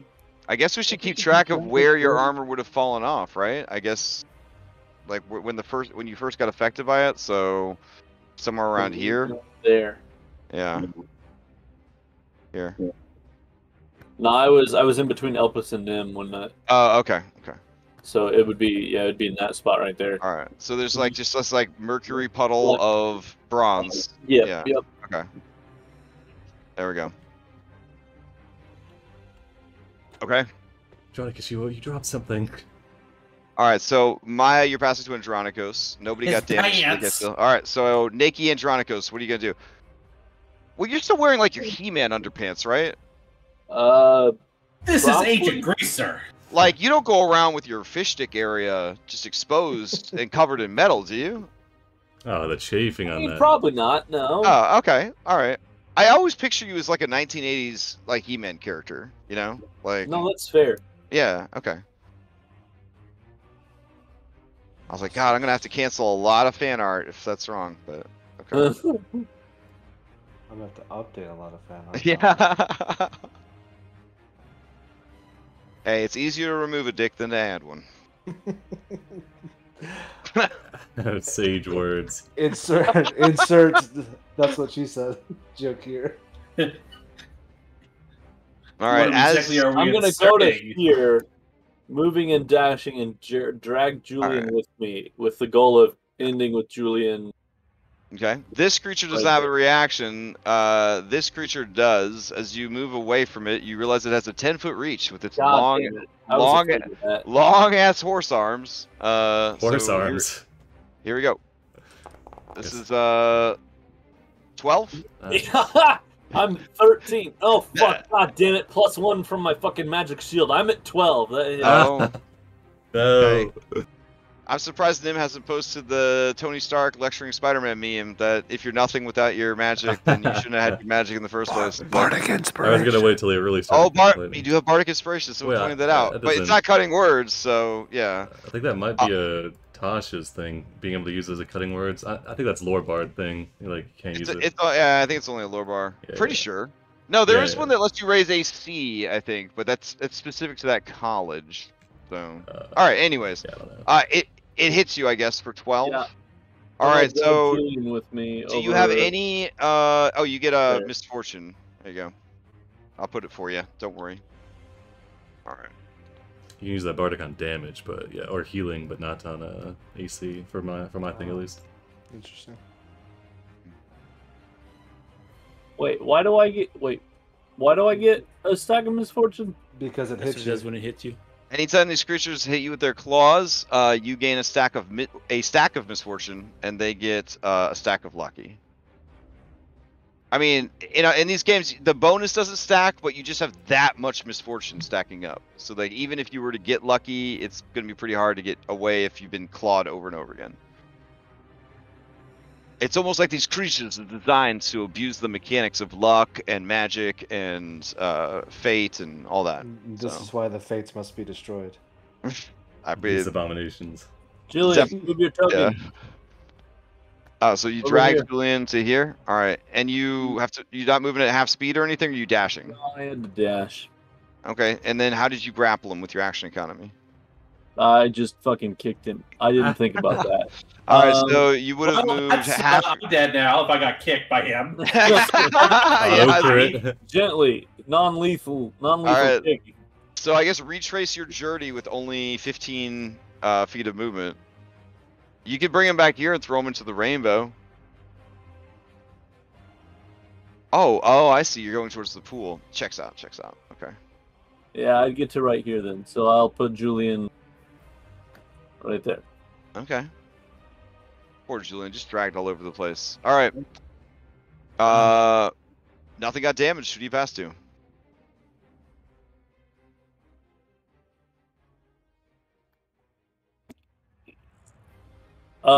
Nim? Okay. Oh jeez. All right, Nim. They have not recharged their paragons. This one does not have a reaction. This one does not have a reaction. What are you gonna do? Drag Julian farther away. Try to get him up.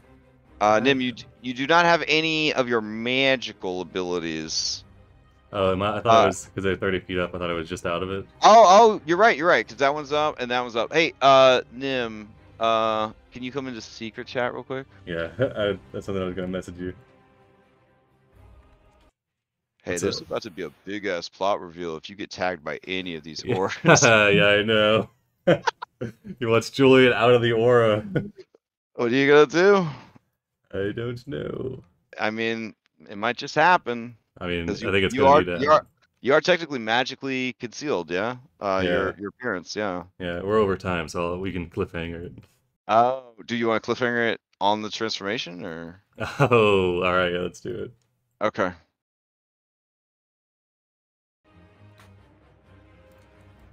All right, getting Julian out.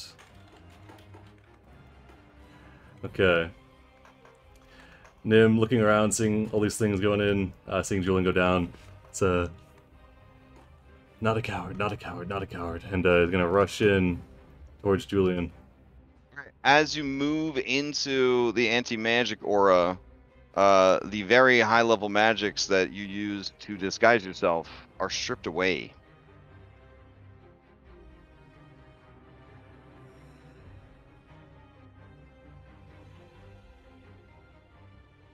Johnny Gaspar has his back to him, so Nim's Oh, just gonna okay, fair. grab Julian and drag him over here. Okay, you'll move half speed after grappling. Yeah, so once they get to a... I think they can... Okay, hold up. They moved 15 feet, so that'd be 10 feet. Oh, jeez. So yeah, they moved 10 feet, so they can get another 10 feet after grappling. Okay. We'll drag them back to right here. Oh, Put them down. As you move there, my bad. Everything is fine, and you turn back to normal. All right. And then they'll place Julian right here. Okay. And And then- we're out of time, so we'll just end there. That seems a good time to end. Okay. Oh boy. And I mean, as a bonus action, can they feed Julian a potion? Oh yes, absolutely. All right, we'll feed you the basic Maya potion. Wait, bonus action, we can feed potions. Yeah. Oh no, you can Oh. only. No, it's always a minute. Yep. You can Unless feed you, yourself unless a you have bonus, fast, but- unless you have fast hands. Yep. All Okay. right, they'll slap you on the cheek and say good luck, and they'll give you a bardic inspiration. Okay. Oh, if he's not, do you have bonus action heals? Oh, yeah, you know what I do. The killing word? Yeah, no voting inspiration. That's my bad. All right, can I retcon that? Sorry, it's late. Sure. Yeah, it's late. You seem a little off your game for some reason. Okay. All right, we will healing word, Julian. Get you up. There you go. Have your 3 heals. All right, Julian, you look up, and it's just Nim, and they've healed you. Hey, just me, Nim, your buddy. Julian, Alright. things are getting real bad. I think we need to Yes, I was well aware of this. We need to dump these creatures into that pool, and we need to do it without me going near them. Can't we just, call it even and bug out? That's an option as well. Right. We could just run to the door, and we fade to black. Yeah. All right. Fair enough. Oof. Okay. So let's head back to the wider world. Having flashbacks of being in that cave, fight without magic, fighting the weird, crazy alien beast that was down there below Exile Island, all over again. You're getting those sort of vibes. One round of anti-magic field, and you're getting false Hydra vibes. I mean, this is the second time Maya has been out of magic. Oh, and not connected to Thylea. Probably it might be a sign of increasing issue. So, okay. Well, luckily that's the only thing we have to ponder. By the way, did Maya see that? With your perception, yeah, you definitely saw that. Okay, yeah. Okay. Andronicos could argue that his back was turned and he didn't notice it, but I mean, Sibo probably saw it. Notice the Nim stuff. Yeah, it's up to you if you notice. I knew it already. Oh, really? How long? Yeah, did you from know? Divine Sense, like 10, 13 episodes ago. Wow. You could somehow puzzle together that Nim and Narcissus are the same person. I don't know how that. Oh, not the Nim and Narcissus part, but the you're like celestial in nature. This is the perfect disguise. It's almost like the god of music disguising yourself as a person named after the god of music. That's also a bard. It's the best pseudonym they could come up with. Or the god of valor disguising himself as a woman with the same name but with an A at the end. They're a very subtle bunch. Like, All right, well, GG's. Anyways, there we go. So,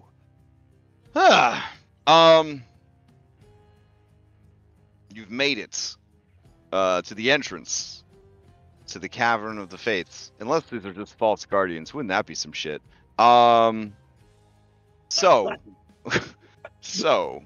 Quick announcements. Tomorrow night, Odyssey of the Dragonlords, Odyssey Prime, post game. They're doing some stuff. It's dumb. It's not nearly as cool as the stuff you're doing. Don't worry about it. Tuesday, Dom starts Cyberpunk tabletop, and Wednesday we've got Dom is doing Monster Hunter. Thursday we're doing Nightfall, Crystal Nightfall. Friday, Rime of the Frostbane with Orpheus. Saturday morning we've got Red Hand of Doom. We had a really fun Red Hand Doom this weekend. It was good stuff. I completely ruined another serious campaign, so fantastic. And then Saturday night I'm doing Curse of Strahd Classic, but we don't stream that one, so I don't know why I mentioned it, but I guess to just point out that it exists and remind myself. Sunday morning, Curse of Strahd Daybreak, and then we'll be back here next Sunday evening to kick the crap out of the Fates Guardians, then kick down their door and punch in their titties. Yeah, take that, Fate. Gross. Yeah. So anybody have any other announcements before we adjourn? No, I guess not. Nothing. Okay. Then I guess I hope everybody has a safe and healthy week. Hashtag prayers for Inky. he has an infected butthole, so I have to take him to the vet tomorrow. This dog, it's my yearly vacation, I guess. I don't know. He's always got some fucking problem. That's a standard issue pug right there. Yeah. No, actually, our actual pug is the healthiest animal of all time. Oh my god. Every time we take her to the vet is like, I don't understand. Pugs shouldn't be this healthy. No, the puggle is the one that is always got some fucking nonsense going on. So yeah, that'll be fun. And I hope everybody else doesn't have an infected butthole this week. That's my hopes and prayers, is that no one else is infected butthole this week. Mm-hmm. All right. Then that's all I have to say. Good night. All right. All right. Thanks for running and Yep. for the game. I'll cut the stream. Thanks for tuning in. Come back next week for when we stomp these two guardians. Give them swirlies in the pool of fates. All right. For week 2 of 5 of this fight. No, there's no sandpit. We're Nah. good. We're good. What? All right, cutting it.